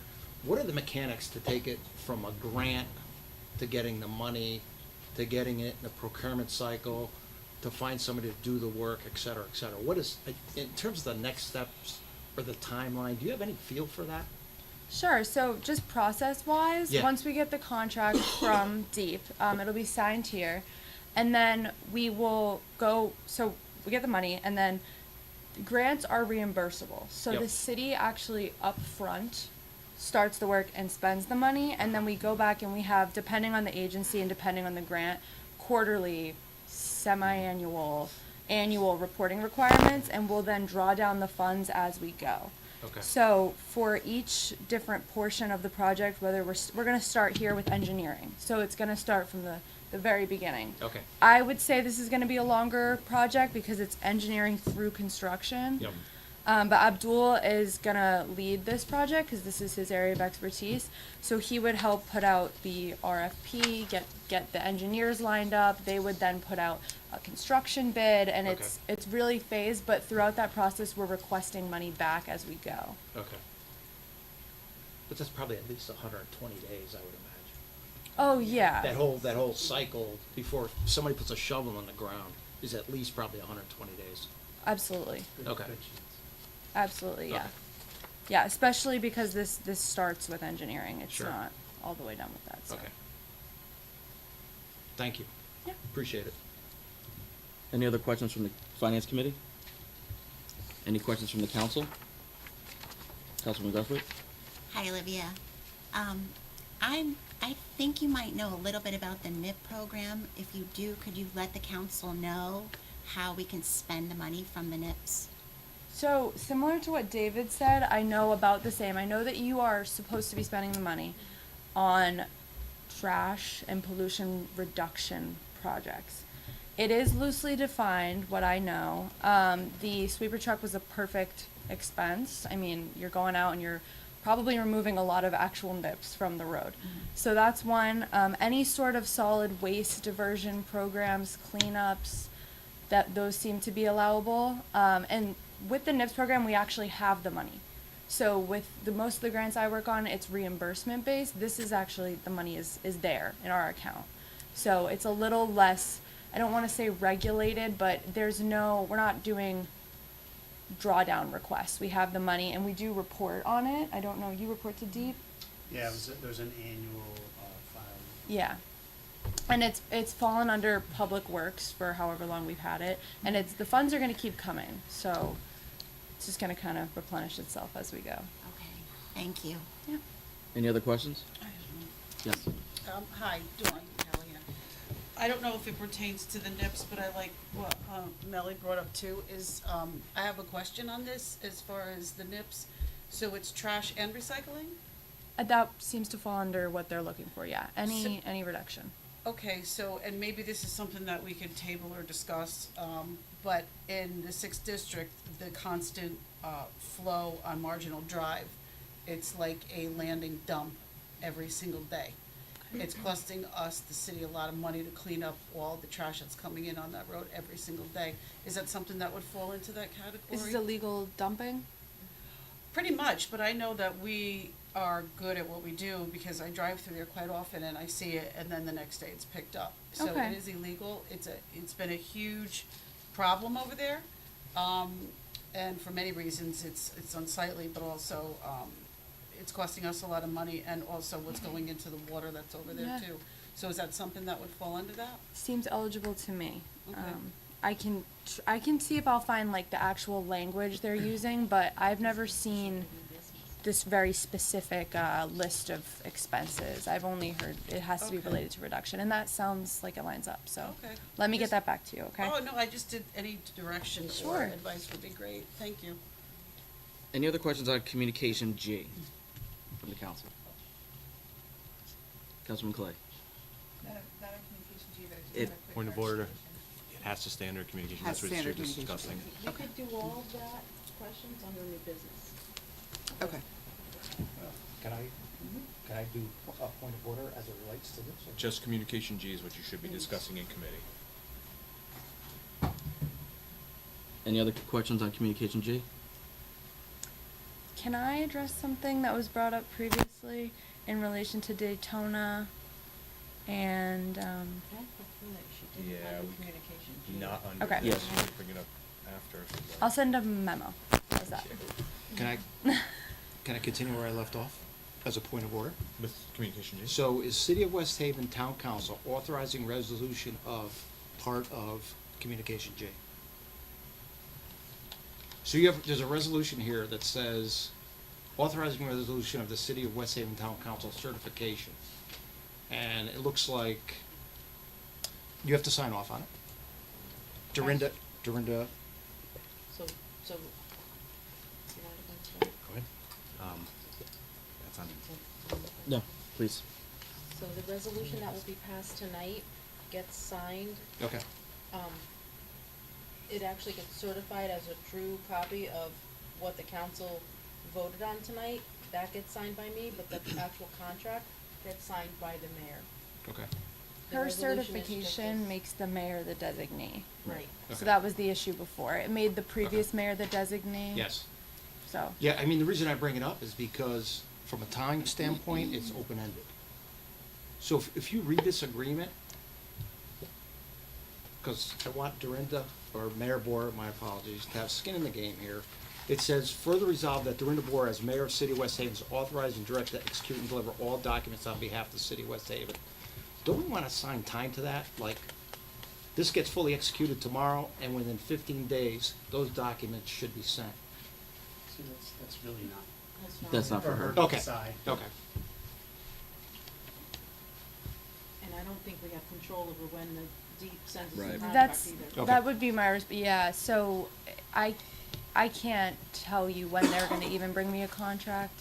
And especially with MARB approvals that we have to Okay. do when it comes to some of the labor contracts, I would not put a timeline on it in a resolution. So Olivia, all we're doing is just, this has already been approved by the previous council, just temporally, it didn't track, in accordance with what their guidelines are, so we're just being asked to reaffirm that Mayor Boer is authorized to execute the documents and to Yes. apply for the grant. Yeah, and so to- the resolution and the contract will match. Well, more matching, Yeah. okay. Any other questions? Yes. Overall, any downside to authorizing grants now or in the future might be if the city put the money out and didn't get the grant? Or what would you say a downside might be, or what would you advise as a, or thought process as a council that we kind of keep our eye out for? I'm not sure I understand your question. So if you certify something and then we don't get the money? Right, if we, like, there wouldn't really be I couldn't imagine there would be a downside to accepting grant money, Mhm. right? But I would just say the way that you explained it before in terms of process, if the city put the money out first but didn't ultimately get the grant as reimbursement, Mhm. could that be a potential downside, or would there be any downside to accepting grant monies? Not that I can think of, no. Typically, I wouldn't come here with a resolution if I didn't have an award letter or a award notification. In this case, I only had an award notification. Deep was doing it a little differently, but sometimes they'll send over like a one-page letter. Either way, I have commitment from them that they're willing to fund it, and this is their commitment from us, that we're willing to accept it and manage it. Got it. Thank you. Just to firm that up, the project has not started yet, correct? No, it can't start. So, and we're not going to do any work on this project unless and until Mayor Boer signs the documents and we get an award letter, correct? Yeah, not only that, or it has to be countersigned and affirmed, and they have to, I like to get a, you can start Right. email from them, just to be double sure, but yeah. And if we don't get because- that, we don't do the project. No, Right. because it's not reimbursable if we don't have the go-ahead, and like, let's say someone started spending money now, they would say, oh, well, you're out of luck, you didn't have the okay to start this. Mhm. It starts when the project period, which is in the contract, starts, Gotcha. and we don't have it yet. Any other questions? Seeing none, all in favor?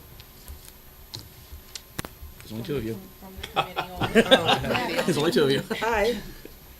Any opposed? Any abstentions? Motion carries. Okay. Thank you. Thanks, guys. And that concludes the business of the Finance Committee. The time is 9:30. Thank you, Mr. Chairman. Thank you very much, Mr. Vargo. On to Public Lands Committee, Councilman Donovan, Chairman. Thank you, Chairman Pascal. We have before us, the time is now 9:30. Committee on Public Lands is now in session. Members present. We got new people, so I gotta make sure I say it right. We have Councilman Locks, Councilwoman Callahan, Councilwoman Coletti, and myself acting as chair. Councilman Johnstone is absent. We have before us tonight Communication D from Mike Agello, Deputy Corporation Counsel regarding 22 Ocala Street, transferring half of the lot to 16 Ocala Street and the other half of the lot to 24 Ocala Street. actually, Mike, I know I'm gonna request let me do that first, I guess. I'd like to request a public hearing for January 8th, 2024 at 6:55 PM. Okay? Yep. And that's it. Are we gonna discuss it? I wanna discuss a little bit of it. To bring it out, So bring it out favorably, yeah. and then okay. So I wanna make a motion to bring this out favorably. Second. What, motion? Motion by Colette. Motion by Coletti, second, anybody second that? Second by Callahan? Thank you. Discussion, all right, so Mike.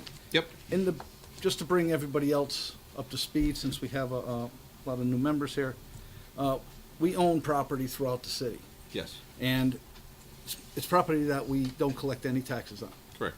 And a lot of times, we have to maintain those properties. So when we have residents that are interested in properties, they come to you, sometimes they call me, but then I tell them to contact you, which, again, thank you for having on, and thank you for Mr. Dorsey for keeping him on as well. And so, My pleasure. mine too. So with that, they bring it to you, and then you sit down and you negotiate with them, because I've had people in the past call me and Yeah. say, they wanna buy it for this. I'm not a real estate agent, I don't do it, so then that's why I send them to you. Yeah. So in this instance here, you have two residents that are willing to split the difference, right? Take Yeah. half of each. and So, then- so in this particular situation, and the way it typically works is, this particular piece of property is a .06 acre piece of property, very small piece of property. It really is unbuildable. It is somewhat of a liability to the city in its current state, and as such, it doesn't have much value to anybody. So we were approached by the owners of 24 Ocala Street to purchase it. Now, typically, it's the policy, if somebody offers to purchase the property, we give the other abutting property owner an option to have it, basically split it in half.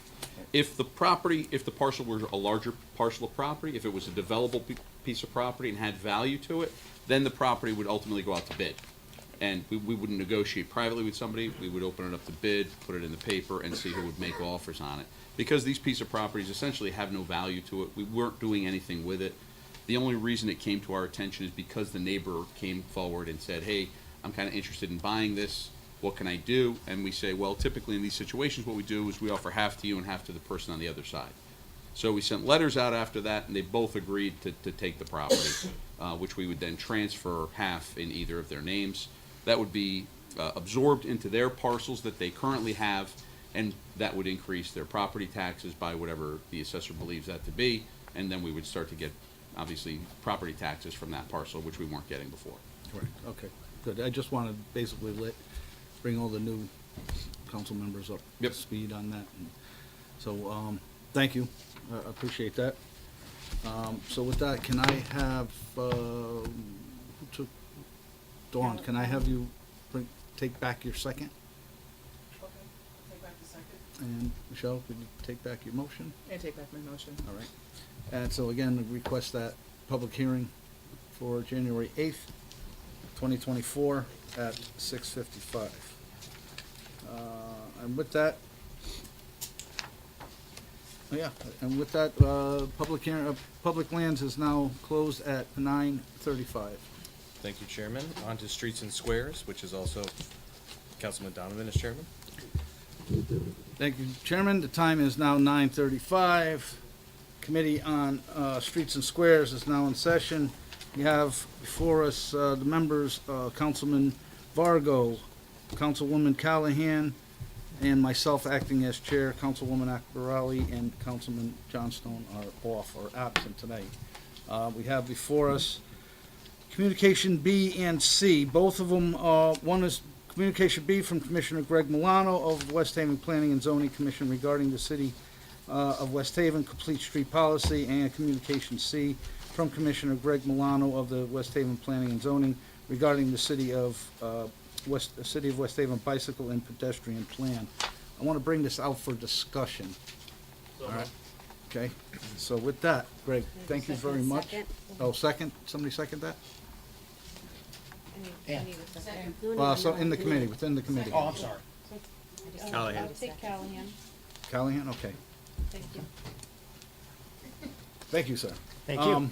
Yes. Again, thanks for coming down, and I see you brought your entourage to kick the crap out of me. Good, thank you. That's hard to tag in if you start beating them up too much. So, just good evening. Thanks for having me. Again, my name is Greg Milano. I am I'm the secretary of the Planning and Zoning Commission. I've been on the commission since 2017. City resident, lifelong resident. Also work at UI in Orange, so talk about stuff like that later. But here with me, I have my chairman, Mr. Chris Suggs, and I have John Bianca here as well, vice chair. So just to give a little bit of background here, why this is before you and why are we here, how did we get here? I just wanted, so the plan of conservation development was developed in 2017, and that's when I first came on the commission. And it recommends on page 94 to develop a complete streets policy for the city. And so at that time, so in the last couple of years and before COVID, we had a subcommittee put together of members of the Planning and Zoning Commission to implement the recommendations of the Plan of Conservation and Development, and this being one of them, and the bike and pedestrian plan being another. There were a number of drafts that went back and forth, and then through COVID, it got tabled. We went on to a couple other regulations, things that were a little bit more important at the time. And it finally circled around after the bike and pedestrian plan was completed by an outside consultant. That the complete streets policy that we had drafted back in, I think 2018 was the first time we actually put forth a draft. It came back before the Planning and Zoning Commission to be adopted, and a public hearing was held on October 24th. And so I know that the members of the subcommittee or the committee have, you know, and everyone has at least seen it, or hopefully you've read through both the bike and pedestrian plan, which is, I know, a big document, but the complete streets policy itself is not that bad, only 6 pages. But just a little bit about it. It's a plan first, and versus a reactive kind of project implementation in the city. So it's a process or a policy that we would recommend the council put together a working group, and I can give a recommendation of who that working group should consist of: department heads, different members of City Hall, different people. But it really is a policy that is rooted in safety. It's rooted in fixing existing conditions that across the city. But it has exemptions as well. So, and a policy or a process of how to look at the different exemptions and to whether move forward with the complete streets policy would recommend or not. I can go into more about the complete streets policy if you would like me to. I can answer questions. I could. Listen, we all, most of the council here are new. I know I have some questions. I know some of the committee also has questions, and I'm sure the council. I know one question. I'm going to take your question away from you. Are you on it? Go ahead. Nope, go ahead, Chris. Thank you. Go ahead. First of all, I just wanted to thank you because you, under your UI hat, you were able to help out a resident who was having who's in the hospital and has electricity shut off, and we were able to help him out. So I just wanted to thank you No problem. for very quickly acting on that for me. So just a little bit, I am the account manager for the city of West Haven, so I manage all of the city relationship between UI, and also I get involved with SCG. So if you have any problems, questions, anything, you could come. That's And even on separate like to my planning and zoning. I think a Sunday you helped me. I did. Yes. Thank you. Yeah, no problem. My threshold question, I do have others, but I'll let the chairman handle that. But my threshold question is, I understand that this is put together under General Statute 8-23. Okay. And I've read it. I've also asked you and Chairman Suggs, and he graciously gave me a copy of the minutes of your October meeting. The statute says that the plan becomes effective when the commission, and I believe in this case that's P&Z, approves it.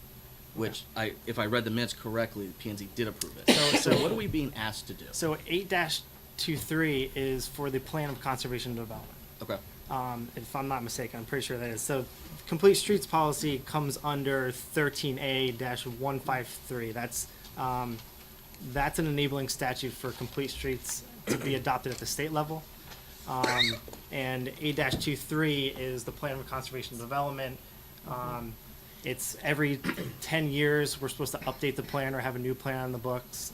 It's a plan that is constantly being developed, implemented, changed. It's a guide for the city as a whole. It's a planning document, and it's a recommendation to the commission to implement different changes, or even to the city to implement changes. And under that plan, it recommends on page 94 a complete streets policy be adopted under what the state has basically done at the state level for state improvements on state roads. And back in August, actually, of this year, the state has updated or revised their guidelines to make it mandatory on all state projects that sidewalks, crosswalks, and these types of complete streets improvements are now going to be implemented in every single state project, or at least going to be discussed, and part of this whole process of it needs to be part of the initial discussion, planning, and exemptions have to apply for them not to apply to. So, for example, if you see all the work they just did on Sawmill Road, going up towards Walmart, starting at the train station, going up the hill, it's a state road. That's 162. If that work was done prior to what came down in August, we would have had sidewalks on both sides of the street. We would have had crosswalks redesigned. There would have been a little bit different look out there in terms of striping. And if you actually look at our bike and pedestrian plan, that's one of the areas where we actually had it studied by a consultant, and that consultant was paid for by SCROC. And it's clear if you look at that area that under the railroad bridge, there is no sidewalk on one side of the street. There's a bus stop with no enclosure, no seating. If you look on the hill on the right side going up towards the police station, there's what they call desire paths. It's where people walk on grass because there's no sidewalk.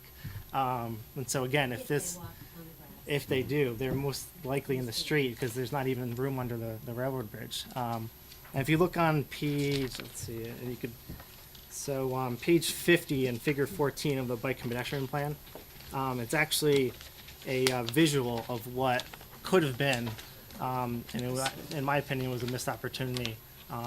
That if we had a complete streets policy on the books here in West Haven, and we had this bike and pedestrian plan implemented, which it was just, then this would have been done. That's what it would look like, potentially, right? And that goes as far as doing a mural under the railroad tracks. It goes as far as putting lighting, but as simple as just putting a sidewalk and restriping the road so that you can accommodate whether it's a bike lane or at least a shoulder for someone to walk, and then a enclosure for a bus shelter. And these are the simple things that we're but requiring the city to look at on every single project, right? The project that Ken's doing, right, across the city would now there would be a checklist that he would have to go through, and this is beyond your typical maintenance, right? These are your full paving projects, your sidewalk projects. A lot of the ARPA funds Ken used was to just simply put a nice sidewalk to a school. But a lot of them go to nowhere with no crosswalks. They don't connect. You can't walk on a continuous sidewalk from West Haven High School to the beach. It's impossible. Tried it the other day just to see. And these are the things that just kind of, you kind of scratch your head and how does this happen? It's because it's piecemeal. It's done after the fact, retroactively, and not thought about ahead of time. Right? So. I have other questions if Sure. that's okay. So, practically, if we vote in the affirmative, what does that mean? So just a little bit about how other towns or cities have done this. And we can do it the way that I would suggest, and that's the way it's presented here, is that this becomes a policy that comes back to the city council to accept a report from the Public Works Commissioner every year. And you would also see any requests for exemptions from this come before you. So if there's a case being made within the engineering department or public works that a project shouldn't consider these measures, then you'll be able to review that. And so I would recommend a working group be put together. And I have, my suggestion would be that the chair would be the Commissioner of Public Works. Members would be city engineer, planning and development, at least a representative from planning and development, a representative from the police department, fire, the sidewalk inspector, and then, probably someone from the mayor's office or even the health department. That working group would be responsible for making this, making the procedures that the engineering, the town and city engineer would follow, and how Public Works would do this internally. But they, per this, would report back to you annually. Anything to add, John? Just real quick, and I'm sorry, John Bianca, Vice Chair of Planning and Zoning, Hillside Avenue. So just to maybe put a finer point on it, for planning and zoning, we can pass these sorts of policies. We don't have enforcement capabilities. You do. So that's why we would bring them to you. Also, we don't have the ability to form a working group or a committee. You do. So that's why we would bring this to you. Thank you. Sorry to interrupt. Would that working group Yeah. evaluate a request for an exemption, and would they make the initial determination of that there might be, cause for an exemption, and then they would bring it before us to approve it? I would think so. I think it could be interpreted via this, what the procedures would be of how that working group would work, and you could basically place whatever you would like on them for what, how you want to see it, essentially. Does that make sense? There's a line in here that says, the final documentation for, and this is under the exemption, shall be transmitted in the form of an exemption request to the city council. Right, so I think my question is practically, Yeah. if there's a project that's in the works and you're in the design phase and you're realizing that this is gonna be implicated and there might be an exemption, who makes that initial determination and who makes the request to the council? So just a little bit of context here. What we're proposing here is a 6-page complete streets policy. This, in comparison to New Haven or New Britain, they have a 157-page guiding document with everything from design criteria to process and procedure and review, and so you can get as much into the weeds as you want with this. So this is an initial document. So this is an initial This isn't document. the- It's almost got it. like an enabling where this is now yours to run with or not. It's something that's needed. It's beyond the authority of planning and zoning at this point. And it, in my opinion, needs to be a little bit, and we need a consultant to draw up those guidelines. There needs to be more, but. So if we approve this and we put together the working group, is the next step ordinances, or is the next step a document just like you just described that New Haven has? So I know that Waterbury has a simple document like this on their books, and then they have a manual that is essentially a city procedural like handbook that is a guiding document that is not necessarily an ordinance. Who approves of that? I'm not sure. Okay. Our belief would be it would come from the working group Okay. back to you. Okay. So everything really should be within that working group. They're the Mhm. professionals or the people that I all of agree. you hire, and, we wanted to just create the policy for you to review and approve. Yeah, I agree. I'm a big believer in letting the experts do the work. Right. Right. I'm all set. Thank you, Mr. Chairman. Anybody else from the committee? Yes, John. I know it's in the very beginning stages, but just to Mhm. reiterate what Councilman Barlow said. So we're basically voting just to put this forward. We're not voting on we're definitely doing this. This is just to put it basically going forward. That's my understanding, is that you're pushing it forward in order to create this working group and then to further define what might be needed to make this does that make sense? Or It does. Yeah. I'm just trying to follow too. Yep. Also, so it's in the very beginning stages. Right. And is this something that is mandated, or is this something that's recommended? It's something that anything that is, that requires state funds or federal funds will Okay. be required by the state for you to follow. The complete streets policy, the state complete streets policy. If you have your own on the books, then that will be part of it. And then, anything that is not, being built or done with state or federal funds would be, essentially if you have a complete streets policy on the books, then you follow it. If you don't, then it's whatever has been done to date. So that was my next question. Exactly. Greg, and thank you for answering that. Yeah. Was like, who's funding this? Is it the city? Is it the state? It's a state funded? Who's funding each individual project? Well, this one that we're talking about right now. Is this, So this has already been drafted and proposed by the Planning and Zoning Commission. At this point, if a manual needs to be created, a consultant needs to be picked, a study needs to happen, and needs to be generated. There's a lot of examples out there. It's relatively easy to put one together. There's a lot of precedent on this. I don't know what that would cost. I don't know how long it would take. but who funds it? Is it a state funded? I would think so. Okay. I would think you could probably get a grant for that. Oh, okay. Yep. Okay. And having a complete streets policy on the books, even at this level, at this basic level, allows you access to funding. Even in November, actually, I looked it up, there was, the Community Connectivity Grant Program, 11-9, awarded its 5th round of funding. And that's it's a grant program that focuses on safety and accessibility, projects, and if you have a complete streets policy on the books, it gives you points for eligibility. That's amazing, because we do Yep. need, you brought up a lot of good points, that there are a lot of sidewalks that go to nowhere, Mm-hmm. and unending sidewalks. So I really think it's definitely something that should come to the forefront, and, thank you for, Yeah, I'm not a consultant. We're doing what we can with the resources we have on the Planning and Zoning Commission to give you something that we could hopefully run with and then get to the right place. But are it's speed being- bumps something that would be considered in that? Absolutely, absolutely. It's part of the road diet type of language where you narrow the road, you narrow the travel lanes, you bring in the curb cuts.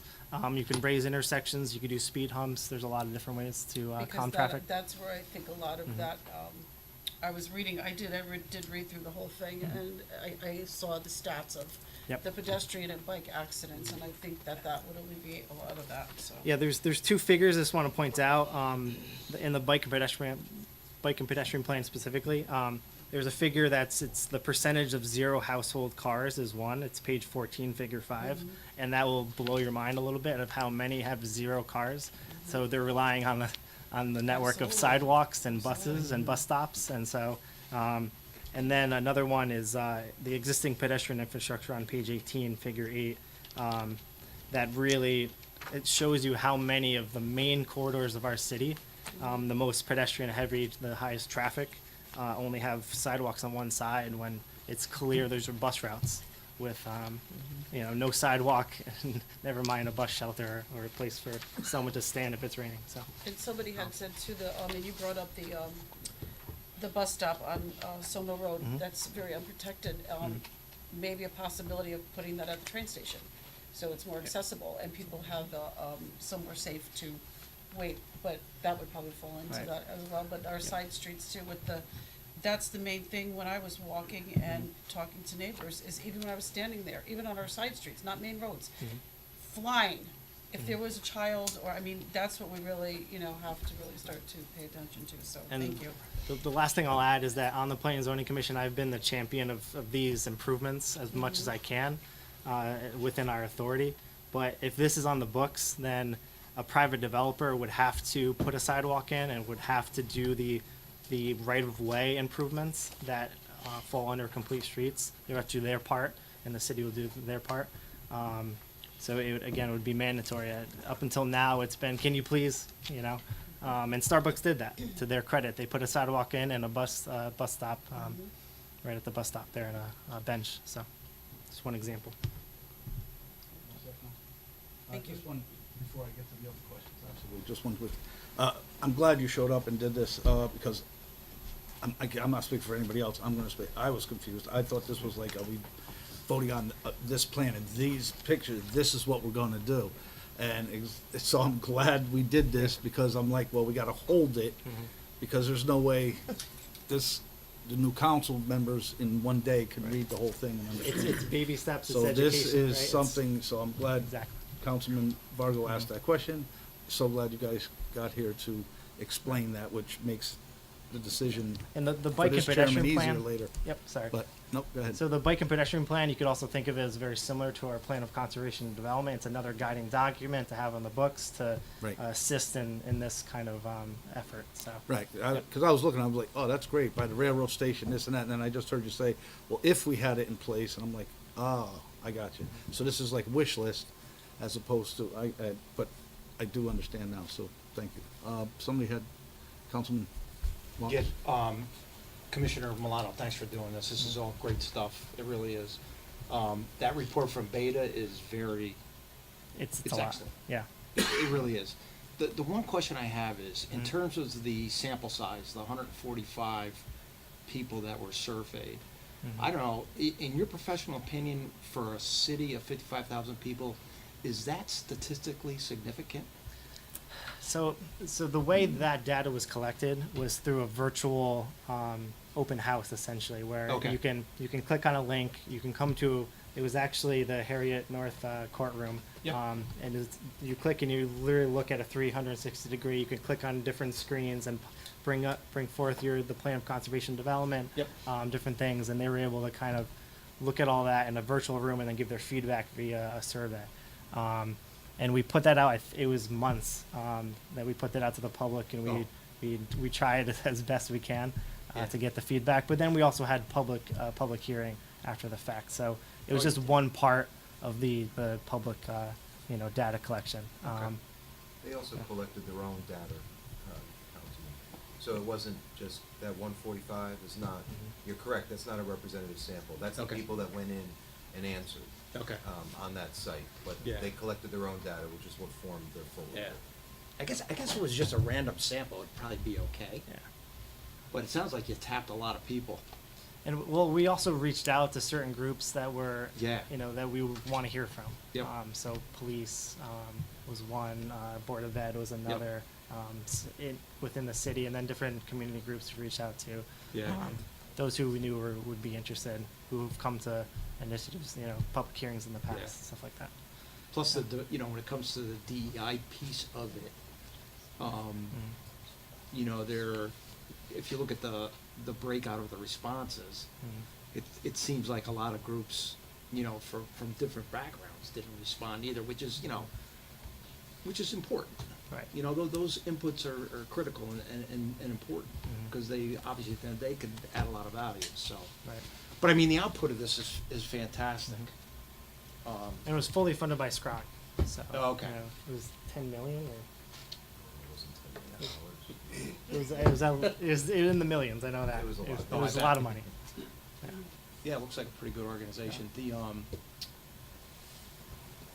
Of course, my other question was like, okay, how do we operationalize this, and Yeah. what's the funding behind it, and what's the timeline? And of course, it sounds like we have to have a fully executed policy in place before we really take the next step. Right. Okay. I'd recommend, checking out the City of New Haven's Complete Streets Policy, their Yeah. full manual. Yep. The state has a number of different documents. Yeah. There are bike advocacy groups who have Yeah. resources. There's a lot out there. Got to find a happy medium. You don't want to boil the ocean, So, thank you. Thank you very much. Anybody else? Who else? Councilwoman Tucker, sorry. Thank you. Thanks, gentlemen. Does this address also like telephone wires and telephone poles? Because I think we have like, our infrastructure is just so old. When you drive down our streets and you see poles and wires and everything, and then you go into newer communities, you don't see that. Is there a plan to kind of address that here, where we can maybe like, Are you talking about putting wires underground? whatever it takes to Okay. like not have telephone wires draping across the street? So I And could then tell it's- you generally that any utility, whether it's UI, whether it's the gas company or the water company or whoever's doing any work, any improvements, Frontier, any of your communications, they would all have to comply with your regulations, with your your work. So they would have to, if they're doing work that would rip up something that you you change the pavement per the complete streets policy to, a paver, anything like that, they would have to restore it exactly, because that's what's happening in New Haven. But in terms of putting it underground, from the utility side, we say it's $1 million a mile. So if we can come up with the money, then the utility is not allowed per PURA to take on that cost themselves. So and that's why. So just saying, it's not an easy answer. It's not an easy answer. The answer is simple. It doesn't. It doesn't unless it corresponds with complete streets, right? So if if you had to build a sidewalk and there's a pole in the way, then you have to move the pole in order to make this a more walkable city. That would be the only way it would comply. Yeah, for example, Beach Street, if that was done and we had complete streets in place, it wouldn't require the poles and lines to go underground just because of, being on the shore or whatever, Okay. Yeah. And then my last question is about demographics. In a study of, like you said, 140 something people and 55,000. So this is an empowered study, right? So you don't have enough power to show that that's truly what the demographic. Well, the numbers don't just come from the survey. So everything you're seeing comes from a number of different sources. They have crash results that come from a data set that came from the police. A lot of the data came from a number of different sources. So they didn't rely solely on a survey of a Okay. couple, 100 or 150 or whatever it was. Okay. So going Yep. forward, when you do this bigger Mhm. document, or this bigger plan, will you be looking at additional data, or is the data the same? Because you're Mhm. just looking to make it, you're just trying to make the data that you have more robust as far as the plan goes. I'm trying to think of what the study would look like to get there. I think it would probably access the same data points. It wouldn't, but it would probably do a bit more outreach in terms of, and we could, and if enough resources are put in, then it could get out to a broader audience. If that's what you're asking, yes. Yeah, and Yeah. one last thing that I would say is I think you're right about the demographics, because I think you do have to consider race, ethnicity, language, and all that stuff. It matters. Mhm. People live in different sections of the town. The resources are different. The languages that we speak are all different. Everything's different. Right, the demand. So, and what resources are available? Do you have a bus line? Do you have what do you have access to? So I think it's really important that that is considered and shared in whatever document that you create going forward, or is created going forward. Mhm. Thank you.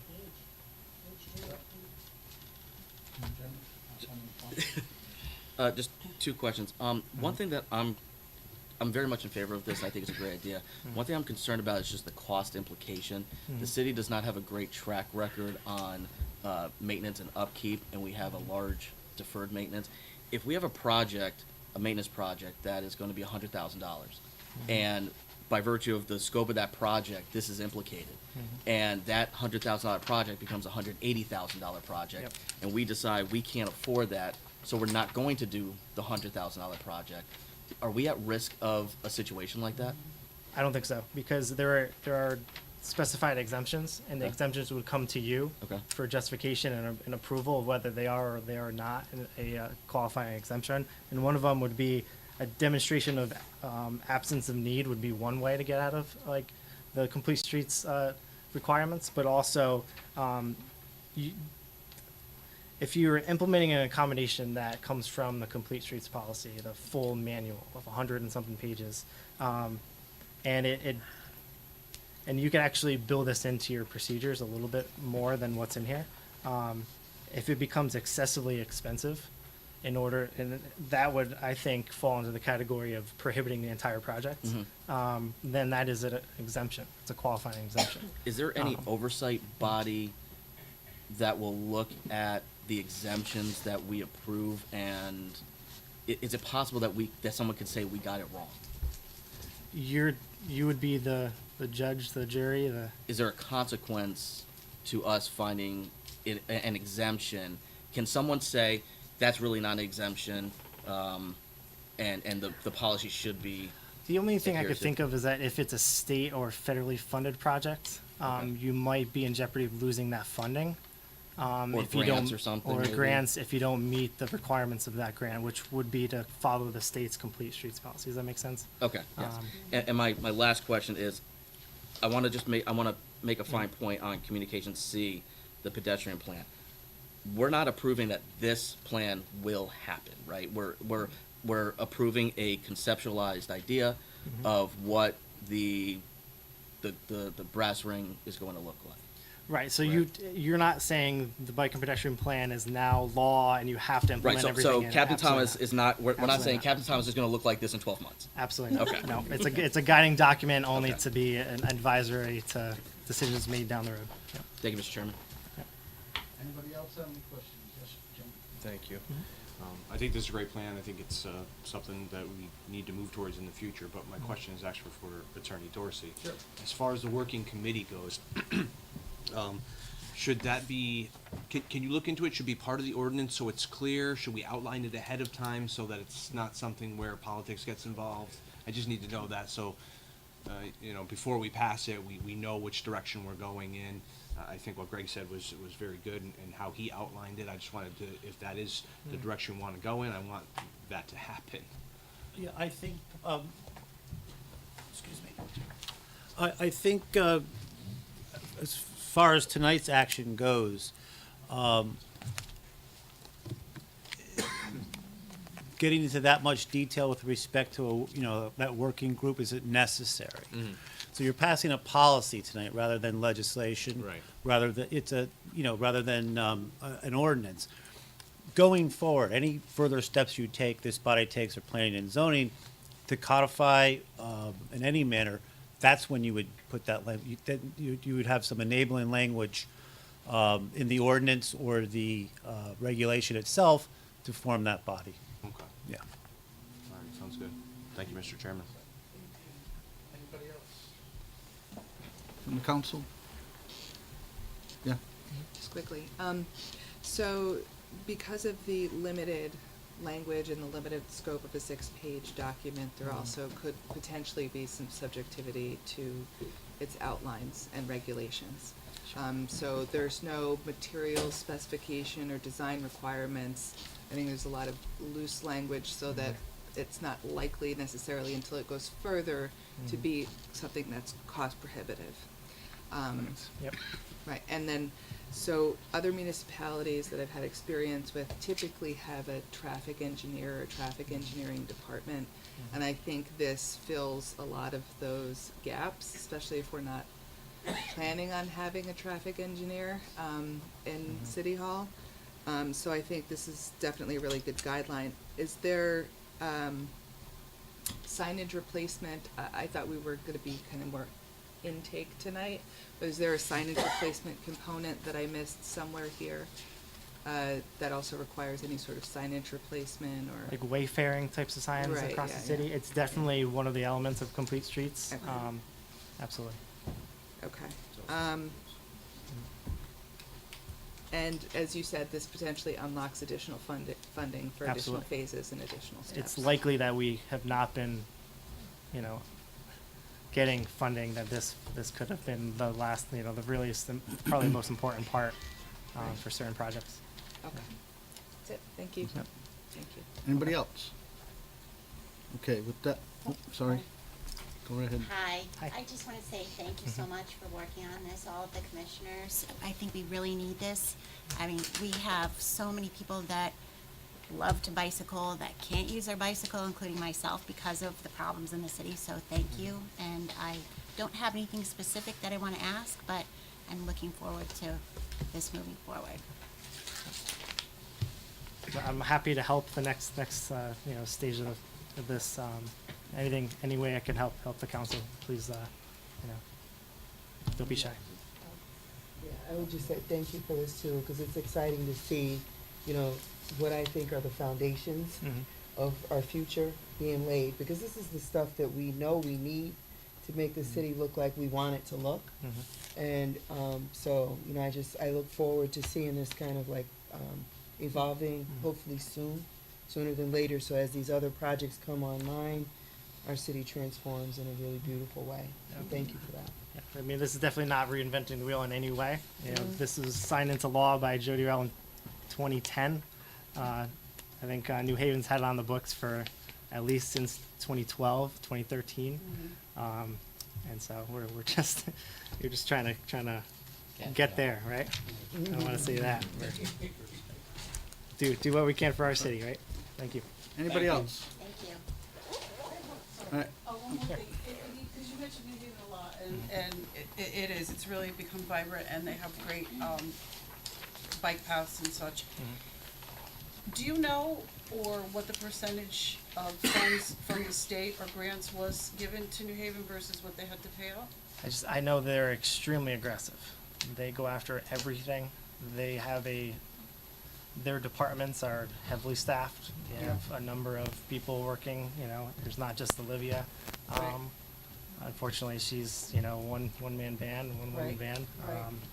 And her former boss was wearing 5 hats, as most of you might know.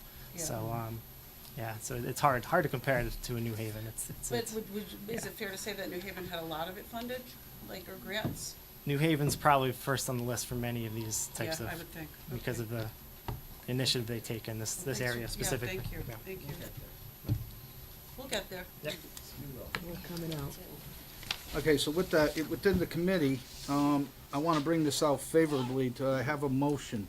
We have Motion. we have a motion on the floor by Vargo, seconded by Callahan for communication B so B, far. correct. That's right. That's what, right? We already have that motion. It's on the floor already. Oh, it was on the floor? I thought it was just discussion, my bad. Any opposed? Hopefully not. All in favor? Aye.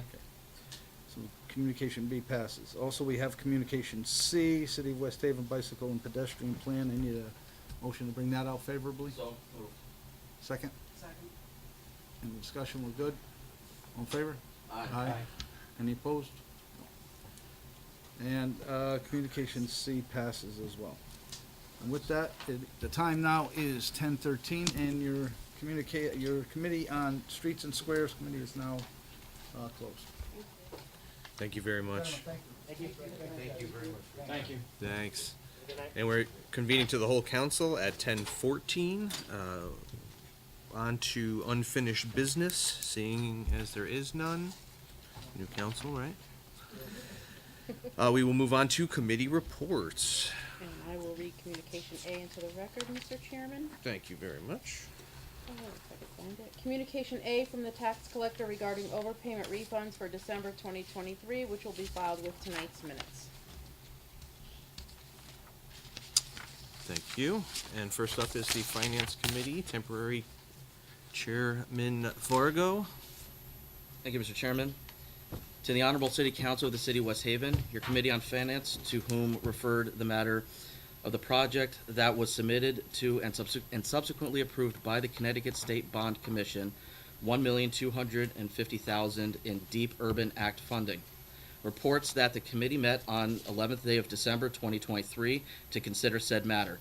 It is the unanimous opinion of the committee that the following motion be presented. Resolved, that the City of West Haven may enter into with and deliver to the Department of Energy and Environmental Protection any and all documents which it deems necessary and appropriate for a grant of $1,250,000 for the first phase of a stream bed and beach resiliency climate adaptation project on Lake Street and Colonial Boulevard. Further resolved, that Dorinda Boer, the mayor of the City of West Haven, is authorized and directed to execute and deliver any and all documents on behalf of the City of West Haven, and to do and perform all acts and things which she deems to be necessary or appropriate to carry out the terms of such documents, including but not limited to executing and delivering all agreements and documents contemplated by such documents. The other side further certifies that Dorinda Boer now holds the office of mayor, and that she has held that office since December 3rd of 2023, and that said term will continue until December 2nd, 2025, and I so move. And you so move. Perfect. I have a motion to approve a matter regarding a grant for $1.25 million in Deep Urban Act funding. Do I have a second? Second over there. Any discussion? Seeing none, all in favor? Aye. Any opposed? Any abstentions? Motion carries. And that concludes your business of finance. Thank you, sir. We move on to public lands. Council Chairman Donovan? Thank you, Chairman. Basically, Communication D, we are requesting a public hearing for January 8th, 2024 at 6:55 for Communication D. Perfect. The clerk will set that. Okay? Okay. Yep, all set. All set? Okay. Done with plan. Yep. We move on to streets and squares. Chairman Donovan? Yes, thank you again. To the Honorable City Council of the City of West Haven, your Committee on Streets and Squares, to whom was referred the matter of Commissioner Greg Milano, West Haven Planning and Zoning Commission regarding application proposed complete street policy, reports that the committee met on the 11th day of December 2023 to consider said matter.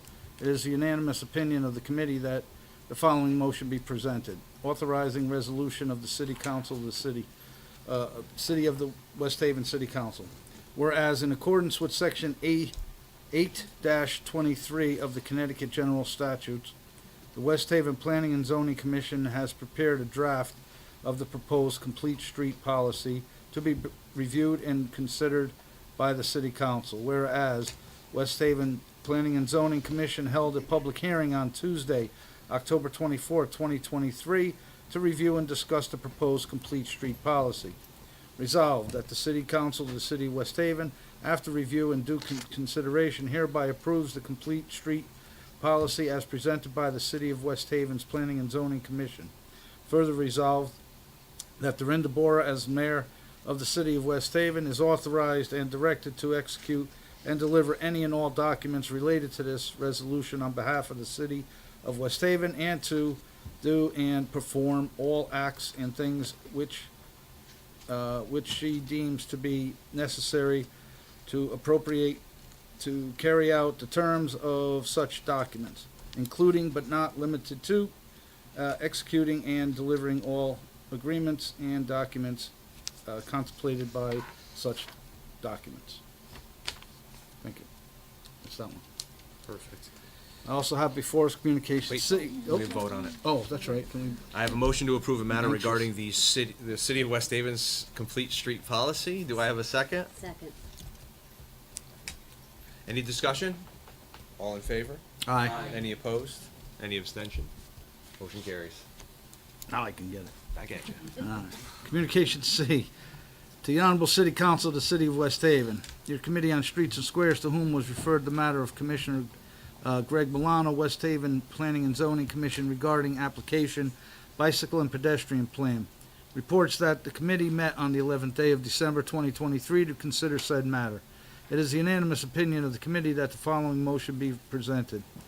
Authorizing resolution of the whereas in accordance with Section 8-23 of the Connecticut General Statutes, the South Central Regional Council of Governments, also known as SCROG, has prepared a draft of the proposed bicycle and pedestrian plan to be reviewed and considered by the City Council. Whereas the West Haven Planning and Zoning Commission held a public hearing on Tuesday, October 24, 2023, to review and discuss the proposed bicycle and pedestrian plan. Resolved that the City Council of the City of West Haven, after review and due consideration, hereby approves the bicycle and pedestrian plan as presented by the City of West Haven's Planning and Zoning Commission. Further resolved that Dorinda Borer, as mayor of the City of West Haven, is authorized and directed to execute and deliver any and all documents related to this resolution on behalf of the City of West Haven, and to do and perform all acts and things which she deems to be necessary or appropriate to carry out the terms of such documents, including but not limited to executing and delivering all agreements and documents contemplated by such documents. And you so move? Okay, I have a motion to approve a matter regarding the City of West Haven bicycle and pedestrian plan. Do I have a second? Second. Any discussion? All in favor? Aye. Any opposed? Any abstentions? Any abstentions? Motion carries. And that is it for streets and squares. Perfect, thank you very Chairman. much. So we are on to adoption of ordinances previously presented. There are none.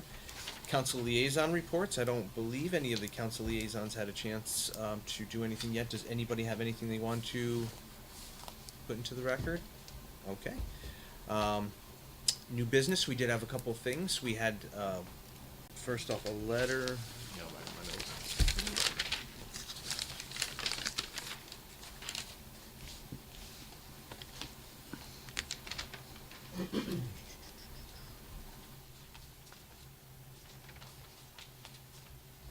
Sending a letter to Public Works. Yeah, there's a letter to be sent to Public Works asking for the, was it the specifics on the NIPS program? Mm-hmm. And how the money can be spent and allocated. Can't find the other one. Go ahead, Councilman Clegg. Was it the cameras? Cameras. All right. Daytona Street. So who am I sending the, who am I sending the letter to, the cameras? The cameras was finance. Yeah. We have to find the resolution. Okay, And so the police we're finding the department. resolution. That's what he said. And then send. I'll figure out who sent the letter to, and then I'll report back to you, Mr. Chairman, for your authorization. That was on the cameras. That's on the cameras. Councilwoman Coletti, did you have something? Just to follow up on the NIP program, I'm not sure how we can share it, but there is a legislative statute governing it, and there's a paragraph that has specific language regarding how the funds can be spent, and there's analysis of the statutory language, so. Can you share the statute? Yes, Connecticut General Statute 22A-244B, 244B. and amended PA 22-143. 22-143, Yes. Public Act. Was that, excuse me, was that first one, a public act too? As a general statute. That was the 22A, 244B. 22A-244B, Is a general statute. general statute, and the specific paragraph, paragraph D.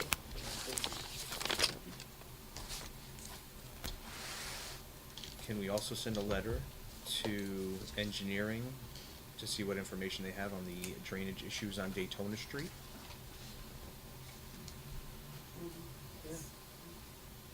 Are there any other letters to be sent? Yes, sir. I have two. Can we please send a letter to the auditor inviting him to a meeting, preferably, I would think the second meeting in January, 'cause might not be meeting for a month, to give us a presentation on the audit, but also asking that the audit be sent to us ahead of time. Yes, we can. I'm just waiting for her to catch up. Like blank stare. That was very helpful. Sorry, I was waiting for her to catch up. I'm all caught up. Okay, and You the also second want letter? me to tell, ask Dave Taylor to send us that link? Yes, You please. said he had it in a Yeah, link. if he can send it to us electronically so we Yes. can get a jump on over the holiday break. Gotcha. Great letter. Can I have mine in That was- color? No, and I have a second. William Miller. Yes. And could we send a letter to the Office of Corporation Counsel and ask for an update at his leisure of all pending litigation where the city of West Haven or any of its departments or any other parts of West Haven is a defendant? Oh, just so you know, I won't put that in writing. I could discuss it with you in executive session. Yeah, that's what I would prefer. Okay, Yes. fine, thanks. And I'll actually put that in the letter. Yes. To be discussed in In Executive executive session, Yes. right, right. Any other new business? Now, was that Marginal Drive something that would have been new business that I should have brought up as new business? Yes. Yes. Can I Yes. make a comment? That was my fault, because I wanted to catch Olivia while she was here. That's Yes. okay, that's okay. It's my fault. Listen, it's our No, first no, no, meeting, no. it's a learning So process, how we're would- all. How does that, Stacy, so that would be, So if you have anything new to either report or ask, and it's not on the agenda, yes, it would be new business. Yes. okay, Yes. so, yeah, so that's, you have that noted, Marginal Drive? If you wouldn't mind repeating it, because I didn't make it as a part of my notes in the minutes under the specific.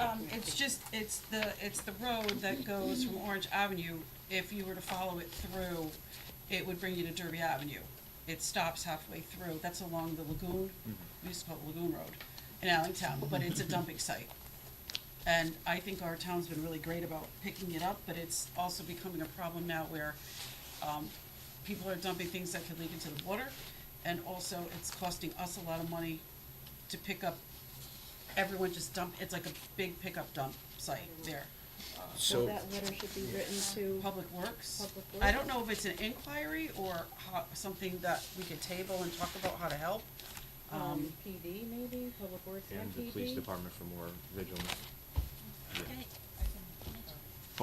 Hold on one second. You all set? Yeah, yeah, We'll go yeah, on to Melly and then, So I just want to add that, I mean, it's not all our road. It's New Haven, so, and I know that we have some people in the audience that are very active in cleaning it up regularly.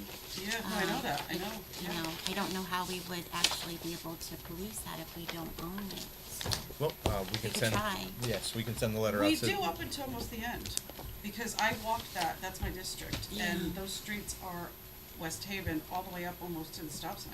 Isn't it? No.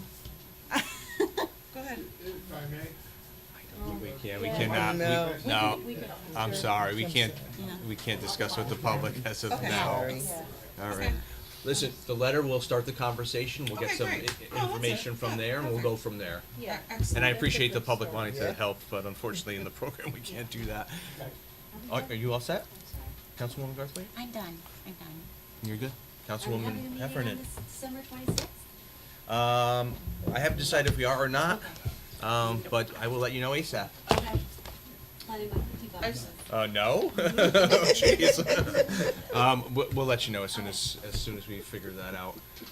There's another hand up. Who is that? I just have, I don't know if this is new business or not, but, on Hillside Avenue, I had two residents ask, and maybe you could just direct me, they asked, because people are going through there at rates of speeds that will kill a small child, that they could put a stop sign on that street. They cut from 34 to Forest Road down that road. So we can send a letter to the police department as they are in charge of traffic and they're the ones that can put a stop sign in or not. We can definitely send a letter to the police department on Hillside Road and. Hillside Avenue, Hillside Hillside Ave. Ave and intersection with Lincoln Place, Lincoln Place? correct. Okay. I'd rather have a speed hump, but that's kind of stretching We're it. still working on that. Are you all set? Yes, thank you, thank you. Councilwoman? And can I ask that I had a person from District 9 address a problem with me too. Is that something that I can bring up? Yeah, absolutely. Would New- you like a new letter business. sent to engineering, asking about the flooding issues and Yeah. contact Ave Park? Yes, yes, Okay, thank you. perfect, you're welcome. Is it called That's what the Contact- letter contact referred drive? to it as. I'm not Yeah. sure if that's the proper name, but I think that will let them know where to look. Contract drive, contact drive. Yes. At the end of Baldwin, I know is Arthur Park, if they need more. I can give you more information. Okay. Yeah. Any other new business? We're gonna do a lot of letter writing, it looks like.